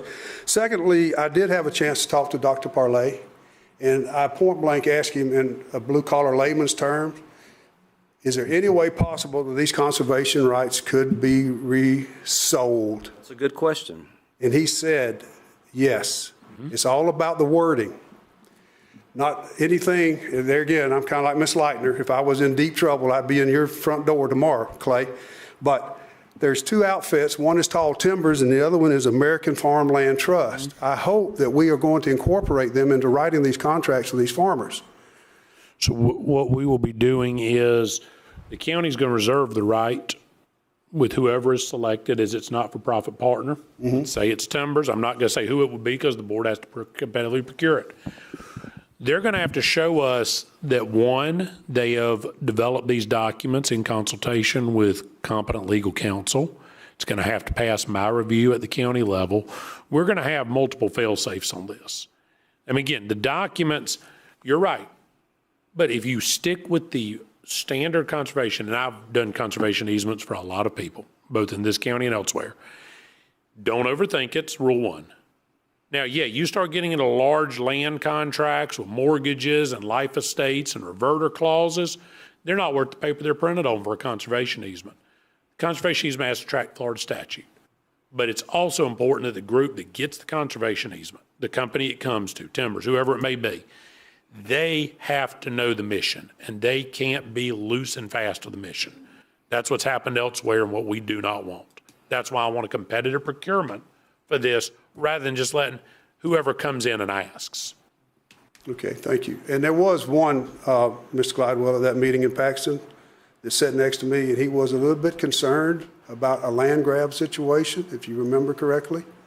I won't call his name because he's not here to stand up or defend himself or, back me on that. But there was one in that group. So that kind of pops up here again, and that's why I'm standing here now, is that my biggest concern is that I don't want this to turn out to be a land grab for somebody in the future who could maybe 5 different commissioners be here, not the 5 that's here today, and be friends with a developer somewhere down the road. And that's kind of what I and most of the people I have talked to are concerned about, is that. So I think it's a great thing. I like the passion that Joe has. Again, Mr. Johnson, once again, thank you publicly, and thank you, commissioners, for your time. Who's next? Ms. Harris? Who's after Ms. Harris? Raise your hand. Anyone else? You got somebody over here.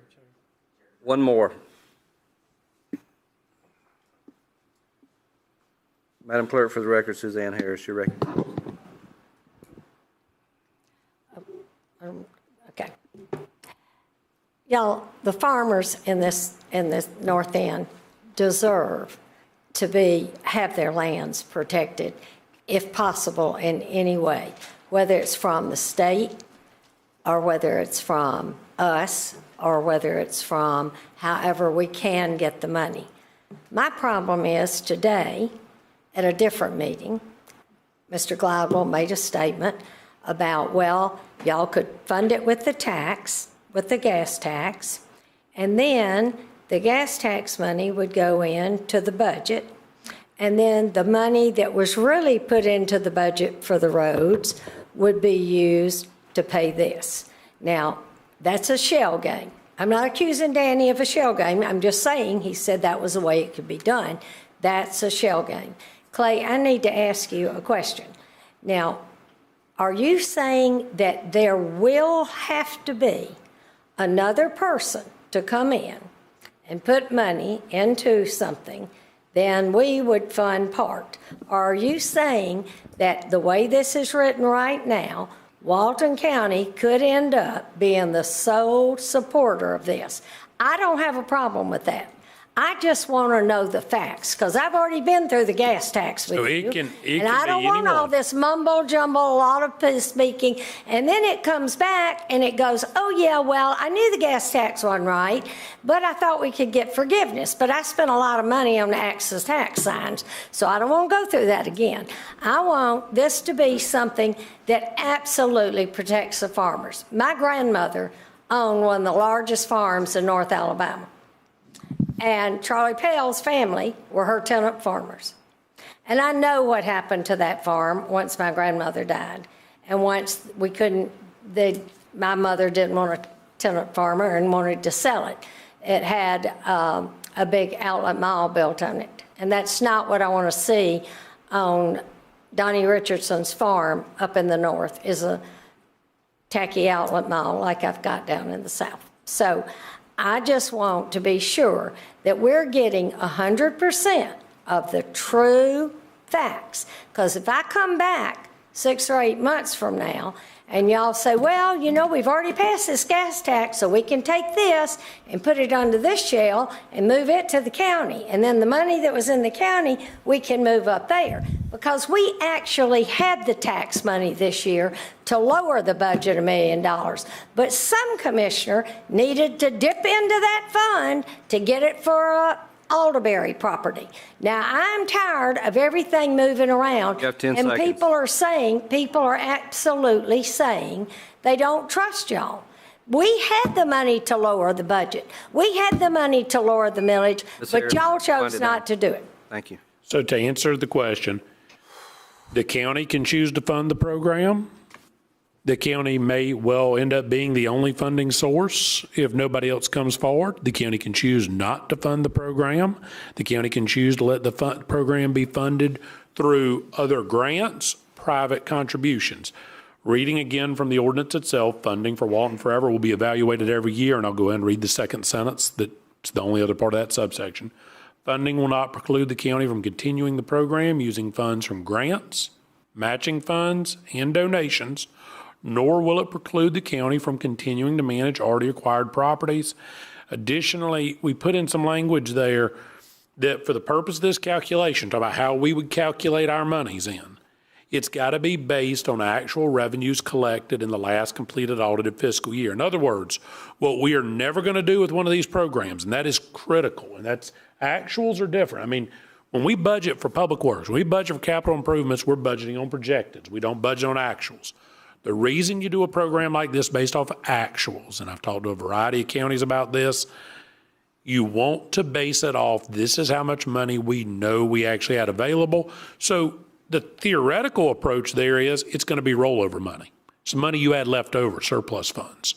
But it's never going to be on, well, we think we're going to get in $10 million off this revenue stream, so we're going to pledge 2, and we end up getting 1. We're not going to based on projected. We're going to based on prior actuals that we could then pull through. That is the structure. The Office of the Managing Budget, under Melissa's discretion, performs that calculation. So you're going to have multiple fail-safes in here on the funding. But could it be just county funding? Yes, it could. Could it just be private funding? Yes, it could. We don't know what it's going to look like, but we do know this board's going to have to do it every year. And if any money is pledged off of any revenue stream, as it indicates here, that has to be evaluated to make sure it's appropriate and requires a review and approval both from the county attorney's office and the chief financial officer before the funding is designated and pledged. So before it comes up, you're going to have to hear that in a public meeting and vote to approve after staff signed off on it. So the chance for public input is going to be almost threefold what you would normally be looking at in one of these scenarios, because we want this to be very transparent when the money is going to acquire conservation rights through the use of a third-party not-for-profit. You're recognized.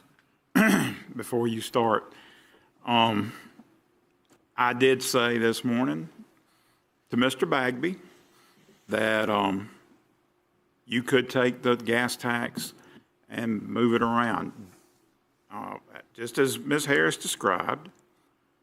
But I will say this, I didn't say I was for that. Sometimes I'm guilty of trying to be too transparent and trying to answer questions the truth. The truth is you can do a lot of things that you won't do. But, you know, this will have to be decided on a yearly basis by 4 commissioners, correct, Clay? Well, your budget requires a majority. Oh, 3. Okay, 3. It's still it's going to take more than just me. And, you know, there's a lot of different proposals that sometimes, I mean, we talk about proposals, but we're not talking about reality. And we're not talking about what I'm for. Go ahead. I can already, since we're in the sunshine, I'll say this. I can already tell that right now that there's not an appetite here to use ad valorem dollars, or at least I'm not hearing it, to fund the project. So, you know, if this thing does pass and it is created, that's why, you know, I want to overemphasize to those who are going to be a part of this, you better think outside the box and be creative, because it doesn't look like people want to swap roads for this conservation easement and infrastructure. Sir, you're recognized. State your name for the record. Jeff Talbert, Talbert. Outside the box thinking is why I exist. A program like this, and I've looked at other programs around the state. I love that you looked at ACT. They have probably one of the best ones in the state. This gives me and people like me another tool to help the county acquire these conservation easements, acquire these environmentally sensitive lands. The state can do it. They didn't fund Florida Forever last year, and then they spent $80 million on a piece of land in Destin. I have a $7 million acquisition that I'm trying to get done in the central part of Walton. There was no money for it. We got to wait till next year. So a tool like this just is all it's going to do is help. All it's going to do is help. There are other funding sources out there besides from the state and besides from the feds. There's private funds out there. There's all kind of stuff. And, you know, when we come across stuff like that, this will help us fund this in the future. So I think this is a wonderful idea, an absolutely wonderful idea that we have before us here. So thank you. Mr. Chairman, go ahead. Melissa, I have a question for you. The money we get back when a project comes in and it, instead of costing $5 million, it costs $2.5 million. That goes in, and where's that? What does that money usually go for? If it's not reappropriated by the board to cover an expense for another project that might have run over, it goes into reserves at the end of the year. Okay. That would be something that we could bring back to the board for a project such as this. But it is taxpayer money. Yes. Okay. Here's my problem. That money usually goes to help fund other infrastructure problems. Now, if I knew we could get some billionaire to throw money in this pot, because we're going to be spread thin sooner or later. You and I have talked about this. You know what's coming. And if we could get private funding to go along with state funding or federal funding or wherever, I'm not against this. I think it's a good idea. I'm just saying the funding's going to be very tight. And I also agree with Ms. Morano. I think it needs a little more work. And thank you for bringing that up. But I just, that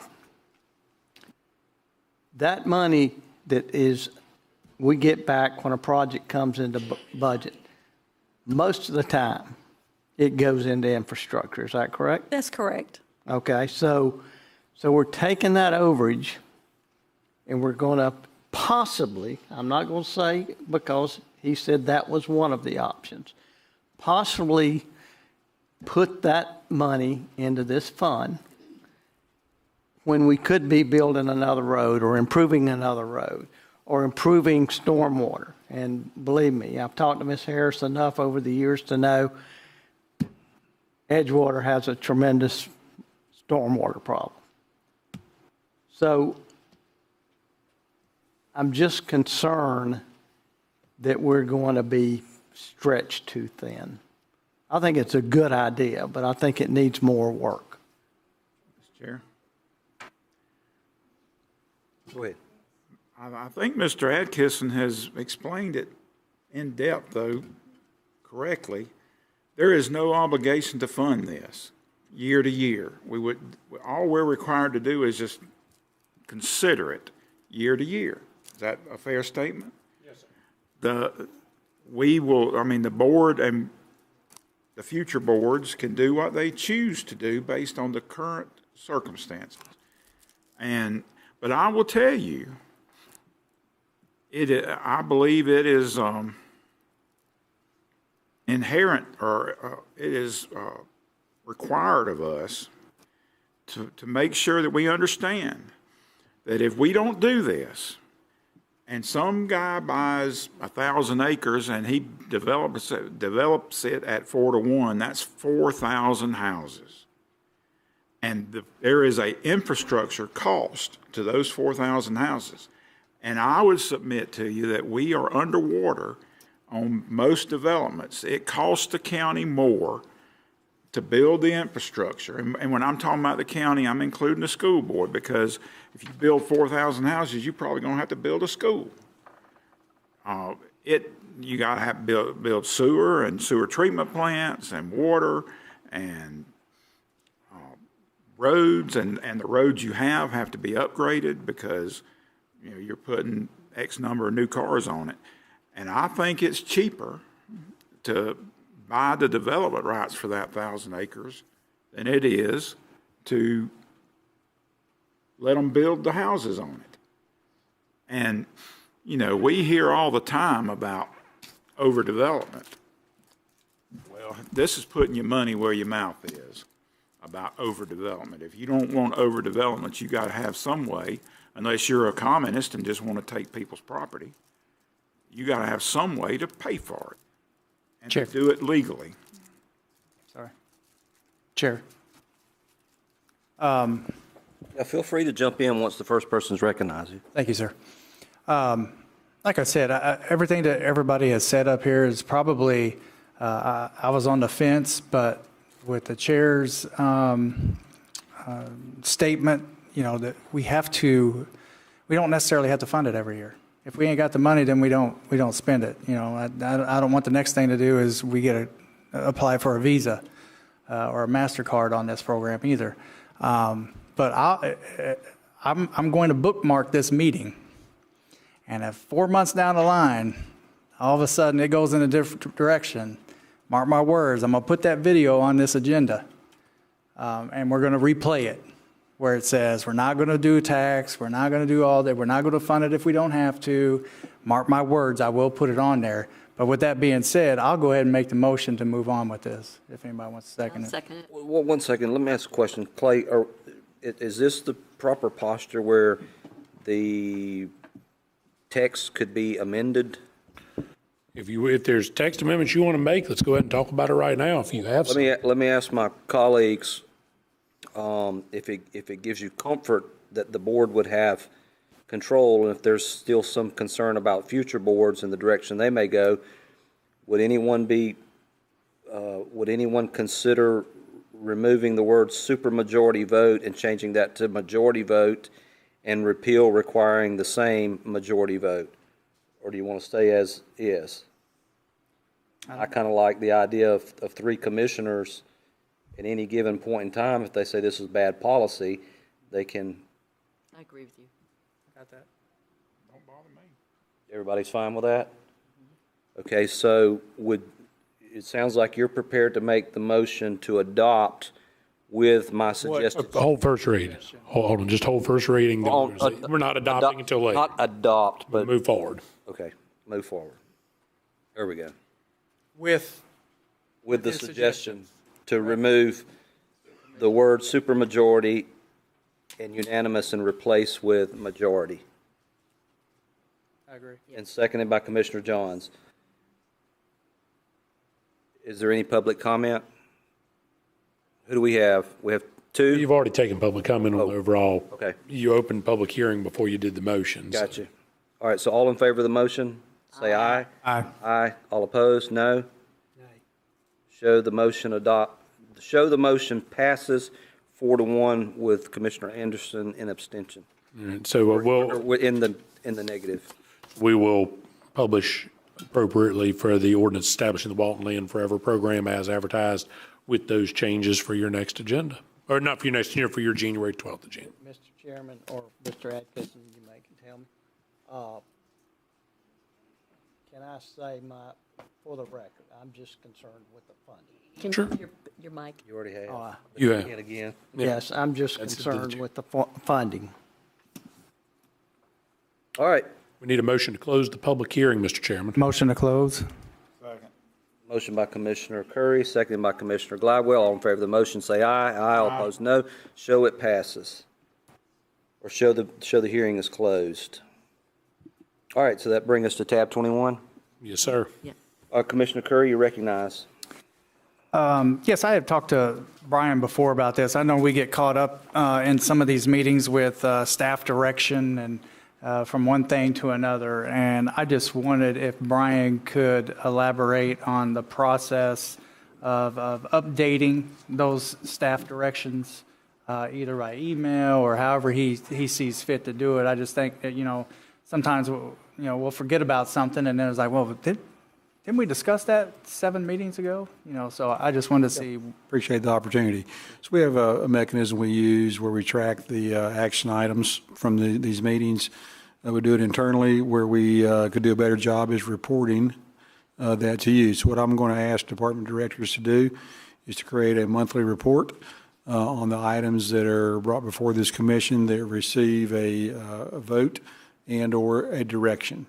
And it'll be a outline type enumerated by each department that'll come to you once a month, and it'll just have the basic bullet points of what the project is, where it is in its life, and depending on which department it is and what the project program initiative is, it may have a very short duration on that living document, or it may have a long duration. Beach operations projects tend to last 2 years.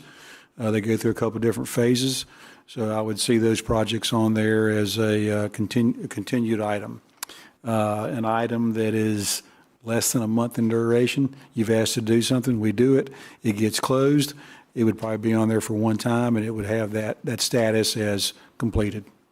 And that'll give y'all a better idea of the things you've asked us to do, where they are, and if that is not enough information, I've also asked directors, a lot of directors already meet with commissioners on an individual basis prior to the meetings to discuss their items, so you have a better understanding of it.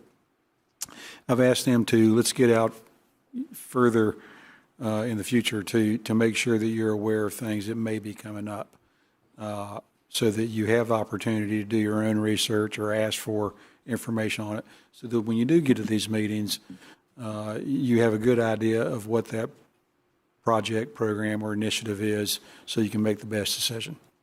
But I think we'll try that for 6 months or whatever duration. Y'all tell me, Brian, it's not working, or Brian, this is great. We appreciate it. We're fully informed. I just think an update every once in a while, because I know I forget things. So, it'd be great to, hey, remember that? And I'm like, oh, I Forgot I even said that. You know, we go to work on these things, and I think everybody that works with me understands closure is one of our, what I call stickies. But you're right, we don't do a good enough job of letting y'all know how we close things or when we close things. So we'll do a better job at it. Do you guys still meet after, like, once we have our BCC meeting? You meet We the do. next day and you kind of have a wrap-up on everything? We do, and we assign action items to it, make sure that each department understands what they're supposed to be doing. But like I said, there was room for improvement with the continued reporting of how that's going along, instead of it just being a ribbon cutting. Hey, we're here. Gotcha.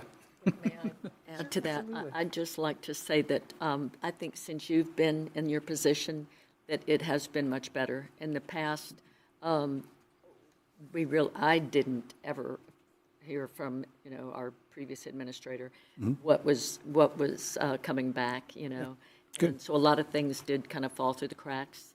And so I think it has gotten better, and I think it will continue to move forward. So thank you for that. Yeah, thank you. We good? Number 22? Yes, sir. 22, you can go ahead and take off of there because you've answered that twice during this meeting, Chair. So I appreciate that. Thank you. How have I done? Outstanding, sir. Outstanding. So if you want to move to 24, be nice. On you. There's a vacant planning position, so I had a hard decision. There was two folks that I literally flipped a coin on. So I would like to make the motion for Ms. Lovelace to be the District 1 Planning Commission seat. Second. Motion's been made by Commissioner Curry, seconded by Commissioner Gladwell. Is there any board discussion? Any comments, questions? Is there anyone in the audience that would like to address board comments? Seeing none, all in favor of the motion say aye. Aye. All opposed, no. Show it passed, 5-0. That's all for me, Chair. Mr. Gladwell, anything? I'm good. All good. Commissioner Johns. Okay, I've got number 25, update on Economic Development Alliance. I know we talked about this quite a bit recently, but I don't think we've made any decisions on it. And I wanted to see if, Brian, if you could kind of go over it with us again and tell us what kind of options. I mean, the option I know that Commissioner Curry brought up at one time was hiring someone in-house to be the economic development person. I don't know what the status is of the EDA right now. I don't think that they have a leader. So, and my concern is that we still have quite a bit of value in property that is maintained by them. And initially, I think the first few years we were getting them paid back what we were supposed to, and then after that, I think that kind of dropped off. So where are we and what can we do? Okay, I'm going to defer to Mr. Gladwell. Mr. Gladwell's on that board. Chair, correct? I'm the chair. Yep. First of all, we don't have a leader because the guy that we were going to hire got scared off by comments from this table.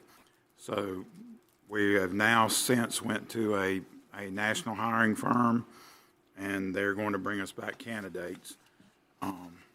But, that is what it is. We do have temporary leadership. Mr. Jordan was here a while ago. Dewberry? No, the tall guy that was in the Black suit. the Citizens Academy. Oh, okay. And Mr. Underwood has been involved in economic development for years, and they're still working. We got a project with the city that hopefully is going to come into fruition pretty quick.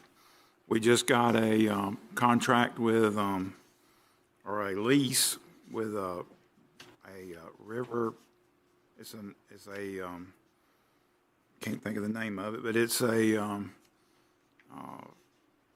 distribution company. They've rented or leased 72,000 square feet of one of the buildings out at Mossy Head, and that's going to bring jobs and growth to the Mossy Head complex. they're doing a great job to expand our economic opportunities. And I don't know what else or how much harder they can work, but they're working hard to try to bring in, and they're developing a plan for the Woodlawn property to bring back to this board. And as soon as it's ready, we'll bring it back. Do you know if they have any applicants based on that search they're doing? I believe We just finalized the search firm's contract. They revised it, so they're just now underway within the last 2 weeks, 10 days. So we should wait and see what comes out of that? I would certainly say so.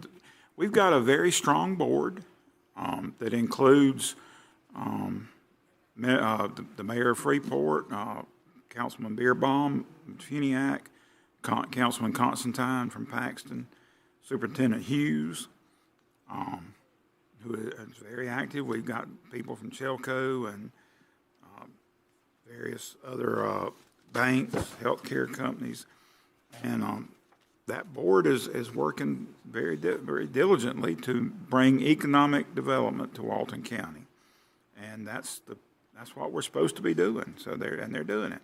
Are there funds coming from the public sector? Yes. Okay. Yes. All right, anything else on the update? Seeing none, let's move to tab 27. Vice Chair Anderson moves to allocate District 5 rec plat fees in the amount of $375,000 for the upgrade and expansion of the splash pad at Paget Park. Is there a second? Second. Second by Commissioner Glidewell. All in favor of the motion say aye. Aye. All opposed, no. Show it passes. We do need to make sure there's no public comment. Anybody want to comment on that? May I have one minute? Sure. You can take a victory lap. No, I want to. Commissioner Anderson. I made. Okay, just real quick, the dog park is open.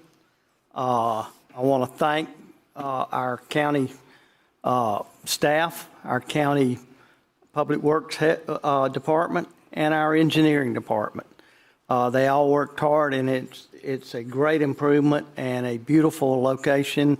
Go out, take a look at it if you get a chance. It's really nice.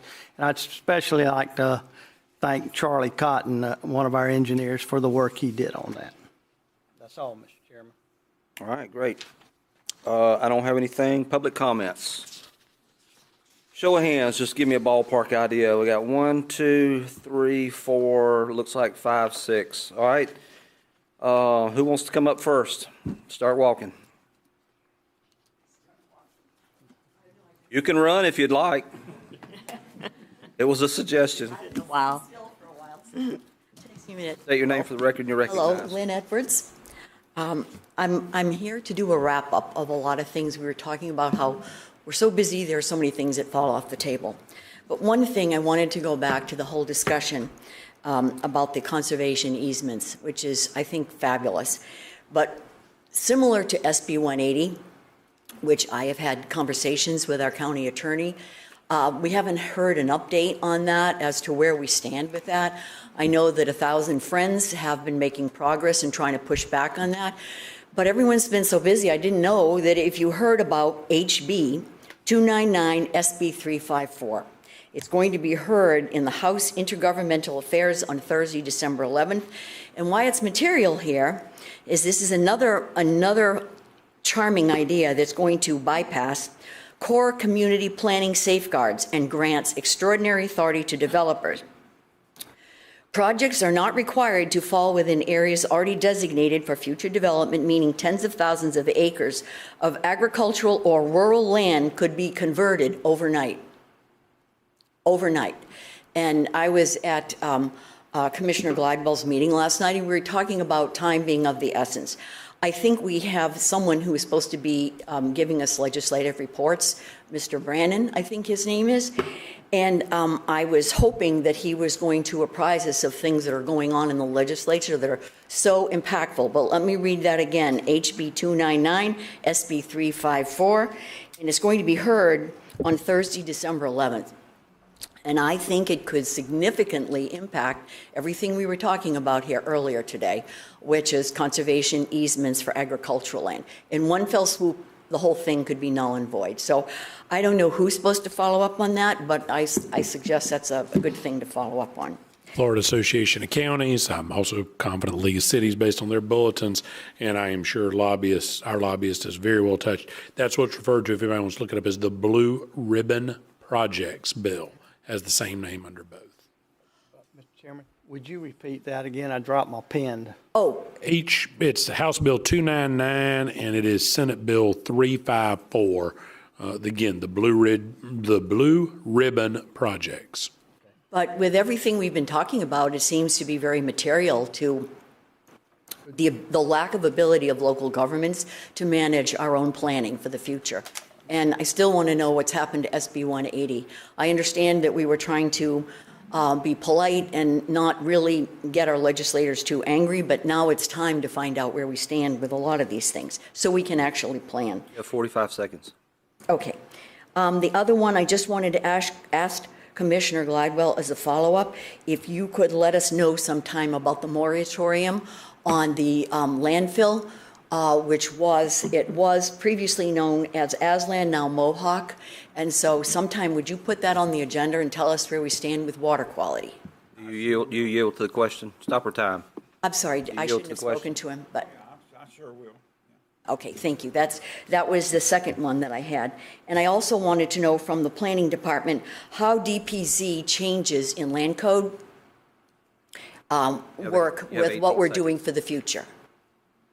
We spent like $1 million on DPZ, and I just wanted to ask, how that will coordinate with what we're doing in planning with all the new changes. So those were my 3 follow-up questions. Thank you. Thank you. Lynn Edwards, yes, ma'am. Commissioner Anderson. Mr. Kellenberger, could you have Mr. Brannon at the next meeting? We'll be in the South End and have him come and talk about. That would be so helpful because with everything going on and just being a citizen, trying to keep track, as you know, of the legislature is pretty tough work, but a lot of important stuff. Thank you. Keep up the good work. Thank you. Commissioner Anderson, you beat me to the punch. That was going to be my next agenda item. Thank you. All right, who's next? Who had their hand up? Mr. Bagby? Madam Clerk, for the record, Jim Bagby. Thank you, Mr. Chairman, Commissioners. I just wanted to echo, I agree with what y'all were talking about on the conservation easements or the ag easements. I think everybody's supportive. I think the question was the funding. And I think Mr. Johnson hit the nail on the head, is he's willing to let it be by a referendum. So you might want to consider that. The other thing I would ask you to consider is really the Rural and Family Lands Protection Plan program is a grants program. And so I would ask, maybe you have your grants manager or some of your grants folks look at, and I did look up, there's been 3 projects west of Tallahassee approved out of all the projects that have been approved under RFLPP in the history of that program. And that is very sad. One of them was the Natural Bridge project. One of them was the Adams Gopher Hill project. So a couple in this area, but only 3 west of Tallahassee. Right now I could find 2 that are here. One's the Walton project. I think it's 202 on the priority list of 428 for the 25 program. And the other one is 340 out of 428. So it may be that the submissions that we did, because y'all all know there's really 4 criteria that you can meet to qualify for that program. So one of them is wetlands protection, one of them is ag protection, one of them is if it's a recharge area or water. So when you go through the RFLPP program, it'll tell you all 4 of them. Maybe if we had a SMARTS grant manager, we could get, instead of 202 and 340th in the queue, we could get, in the top 10 or 15 and actually get funded like a couple of projects in this area already have. So just another way to help the farmers. And I'm not sure, you might want to ask before we do this whole involved thing, how many folks are we talking about? If we're only talking about 1 or 2, we may not need a whole new program for Brian to monitor. We may need just the grants manager to help those 1 or 2, or y'all help them get moved up in the queue for the Rural Family Land Protection Program. Thank you very much. Who's next?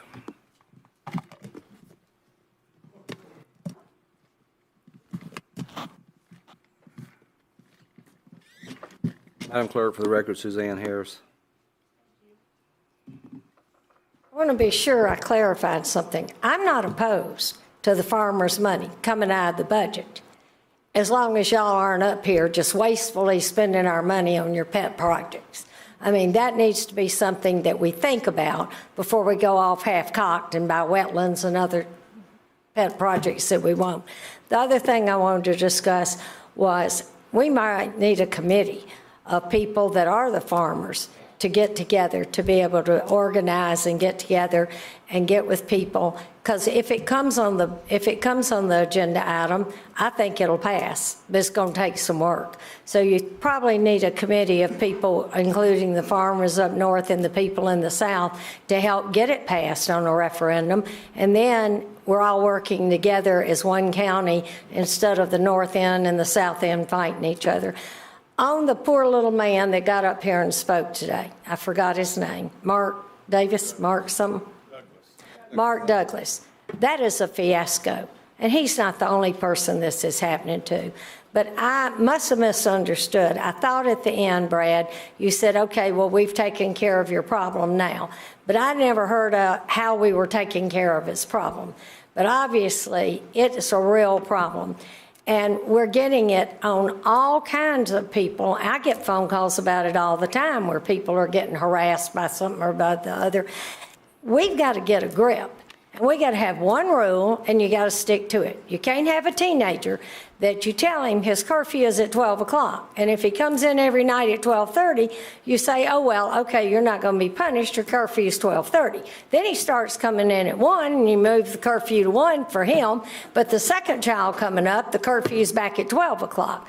So y'all really got to get on some of these things, and you've got to get organized, and you've got to be sure that we're not spending money on pet projects when we could be lowering the millage rate and making the people happy in the north end and the south end. And you've got to try to fix whatever his problem was and get some kind of ruling where if somebody breaks it, I mean, Grand Dunes next to us should have accrued, joking to you, God knows how many dollars worth of fines. It went on 3 or 4 years. 35 seconds. And then I can read. Believe it or not, I can. And Sticking to the curfew. I'm sticking to your curfew too. But they never paid a fine. They kept their boardwalk up that the DEP told them to take down. They kept it up 5 years. And they finally tore part of it down, and they never paid a single fine. So the fines in this county are not getting paid, and I have 12 minutes, 11, 10, 9, 8, 7, 6, 5, 4, 3, 2, 1, done. Lift off. Thank you.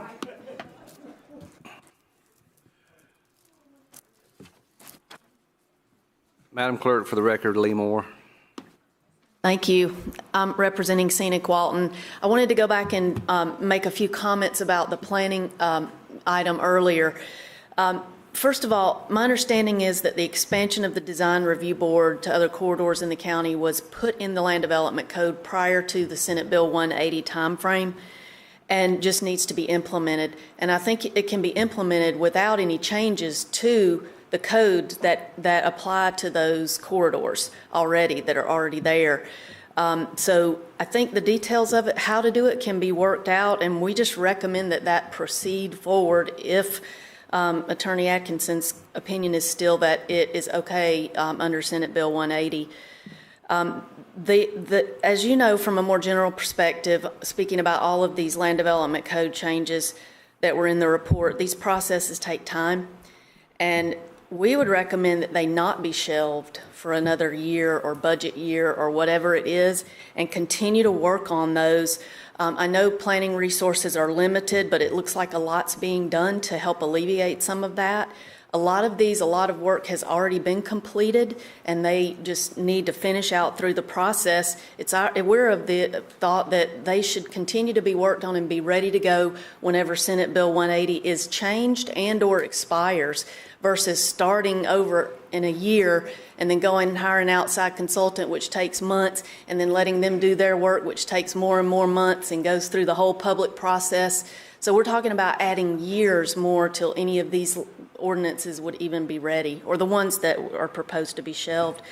So that's another suggestion. And then lastly, the changes to the design standards that are considered or being considered for 30A and scenic corridor guidelines, we think that they can be done, at least a first round, that could help close some gaps in that code without hiring an outside consultant. The county has plenty of experience with scenic corridor guidelines with other corridors in the county, and we think that there are a handful of changes that could be implemented pretty quickly and that wouldn't take a whole lot of staff time, that could help get those standards into a better place, and again, would be ready to implement once hopefully something changes to Senate Bill 180.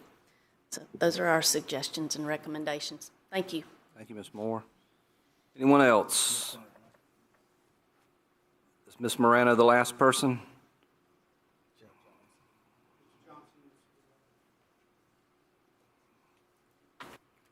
Barbara Morano.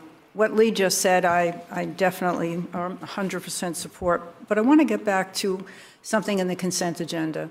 I want to thank you for approving the magistrate's decision to deny the Sunliner Diner. This is the first project that has come before you that's been denied by the magistrate. We were this close to having a spaceship on 30A. And when I say that, we went to the technical review committee, and I have to thank Stephen Schoen for moving it from minor to major. And then it went through the process. However, planning still decided it met the land development code and the comprehensive plan. So you would have been faced with this if you didn't have a magistrate to make a decision. I think you would have approved it because of the Burt Harris law and how you felt. But it did not meet the code. And that was according to Judge Suzanne Van Wyk. If you have not Googled her name to find out who she is, you would be so impressed. We do not want to lose her, and we do not want to lose the magistrate process for many reasons. And I'm happy to talk to any one of you individually. I stood up here and supported the idea that we would go through the magistrate process, not realizing I would be going through it with Sunliner Diner. And if I remember our county attorney telling you that either you're going to love it or you're going to hate it, but if you find something, if she finds something, it's going to make more work for us. So let's learn from this. Let's learn from what projects were denied and what projects were accepted. And speaking about the one that was denied was Sunliner. How did it get out of the pre-application process? That's what I want to know. We have an attorney in that department, and we have, I say, a law firm also. So if there were any doubts that this did not meet the Land Development Code and the Comprehensive Plan, they could have had a conference on this. So from November to this November, 1 year, the citizens fought to have this denied. So again, there's changes that need to be made. I believe the department knows that, but this is a small neighborhood zoning. If the citizens can figure out that this didn't get approved, that what didn't fit, I think then planning could have as well. And the Planning Commission also denied it 6-1. And that's another point. The Planning Commission is becoming very important in this process. I think we need to make sure that they have the training they need. In my opinion, they do not. So we expect them to act now in an even better position. Wind it down, Okay, please. so thank you. Okay, thank you. I mean, you could have offered a closing statement. I'll leave that at your discretion. So anyways, anyone else? Mr. Johnson? Anyone after Mr. Johnson?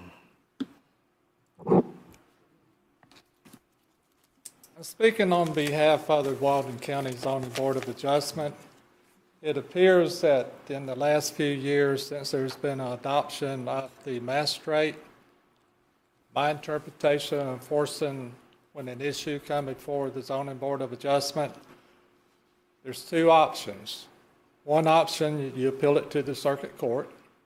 That court has the option to see if we handle that in due process. If he feels like we did not, he sends it back to us to hear it again. Do not have the authority to overrule our decision. The other process is to, once it goes to the circuit court, if he says we do everything properly, then you to appeal it to the appeals court. That's the only process to reverse.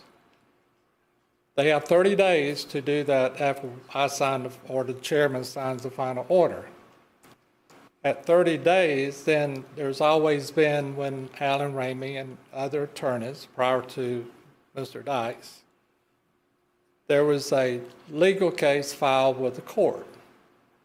Then the judge would issue an order or conditions or mitigation. If I'm wrong in speaking, Ms. Deckers, and correct me. But I think that under the circumstances with this magistrate, in my opinion, when Mark Douglas' situation came before the board, I think all negotiations should have been settled at that time. I think when that code officer goes out, I think that's when they need to negotiate it. But when it comes to the board, I think that the integrity of the board needs to go to, the decision should go to circuit court. The court should issue the ruling.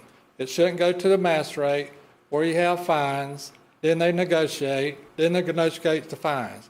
There was a sand pit, the D&H sand, they came before us to get a order to have a clay pit. There was $59,000, I think, owed in fees. We denied it till they come in compliance. They went to the court.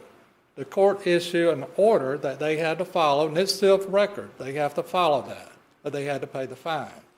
I think to clean this up, that I think there needs to be understanding with legal that the decision should go to the circuit court and not the magistrate to issue fines. And I think you will eliminate all the problems, because we never had a problem. Ever since they started this process, we never had that problem. And we had a lot of issues that went to appeals court. We didn't lose those. We had a good attorney 5 seconds. represent the board. So I think we need to go back to that. Thank you very much. Appreciate it. All right, having completed our agenda and the last public comment, we will move to board reorganization. So I have a question. I know that when I brought this up last time that there was changes that wanted to be made.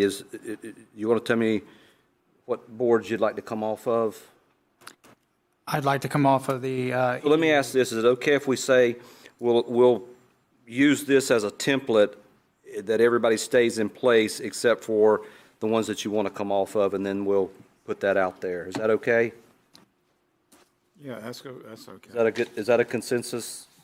Because if it's not, I want to accommodate. Yes, that's fine. Okay, so we'll start out as whatever's on the paper, whatever you're serving in now, you can remain there, but then if you want to make some changes, we'll put that to the board.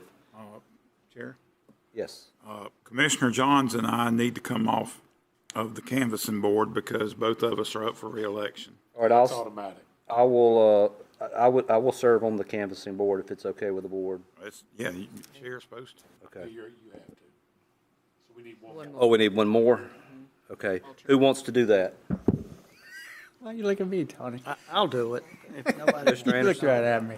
All right, everybody I want okay to, but I'll- with myself and Commissioner Anderson serving on the canvassing board? Yes. All right. Mr. Curry? I wanted to, number one, the career source. That position is not a voting member, number one. So I'd like to come off of that one and the EDA, and I'll stay on the other three. Okay, so that opens up Career Source and EDA. So, Mr. Be on the E EDA. Okay, Commissioner Anderson would like to serve on the EDA. Everybody, Anderson and Gladwell are already on there. okay? Well, no, he's on the Business Leadership Council. Oh, okay. So he will move up from the Business Leadership Council to the Executive Committee. We'll leave that open. All right, what about Career Source, Okaloosa? It is you or your designee, Mr. Chair, so you get to make the call. Does anybody want to do that? Okay, I'll take it. According I will follow the structure and the guidelines set before me. According to Commissioner Curry, it's not a voting member. It's not a voting member, so I mean, you could zoom in on all the meetings if you want. I just think it's. It's just to be our chairman or the chairman's designee, so you got that. Right? Did you Congratulations see to me. affordable housing, the top one? Hold on just a second. I want to make sure I'm following this accordingly. So we got Career Source off the board, and we have EDA off the board. Canvassing has been changed. Canvassing is off the board. We need an EDA Business Leadership Council appointee. All right, Ms. Jones, what committees would you like to roll off of or roll on to? Well, I want to stay on the DSI. You're automatically on it if you're, Okay. if I you're wanna there stay now. on those. I'll stay where I'm at. On everything? Well, except for the Local Restore Act. I'm the primary on there, and I have never gone to a meeting. I've never been advised of any meeting. Hasn't been one, so. Okay. Sounds like an I'll easy. stay on that. All right. That's the one you don't mention. Everybody wants it now. Okay, so you're good. I'm good. Commissioner Gladwell, you're good? I'm good. Commissioner Anderson? I'm good. Are there any is there any spaces that we have not filled in? The EDA Business Leadership Council space that was just opened from Commissioner Anderson moving to the second commissioner on the EDA. So we need somebody to be on the Business Leadership Council. Who would like to do that? It's not really a voting thing. You show up, you meet with the other private sector members. It's an opportunity. It's not a sunshine law board. Sure. Yeah, you could appoint Brian. All right, so moved. Just like that. Keep your pen out, Brian. And Mr. Chair, you have to formally designate if you are serving as the TDC or whether you're designating someone just for the statute. Yeah, I would like to stay there. So the chair will For the time serve. being, if something comes up, where I feel like that I just can't schedule that in, then we'll. Then you can someone else, designate it. yeah. And do you wish to exercise your authority to serve as the chairman of that board? Or do you Yes. wish- Okay, there you go. So he'll remain on the TDC and will serve as the chair. We got through that pretty clean. We need a motion to Did we- approve Wait, this. question by Commissioner Johns. Did we do the Affordable Housing Advisory? Was that one brought up? Commissioner Anderson's on you there, and so he gonna stay on stays on it. So we need a motion to approve the slate as. Motion to approve. Second. Motion by Commissioner Curry, second by Commissioner Gladwell. All in favor of the motion, say aye. Aye. All opposed, no. Show it done. And Commissioner Anderson moves we rise. Show that done without objection. Thank you, gentlemen.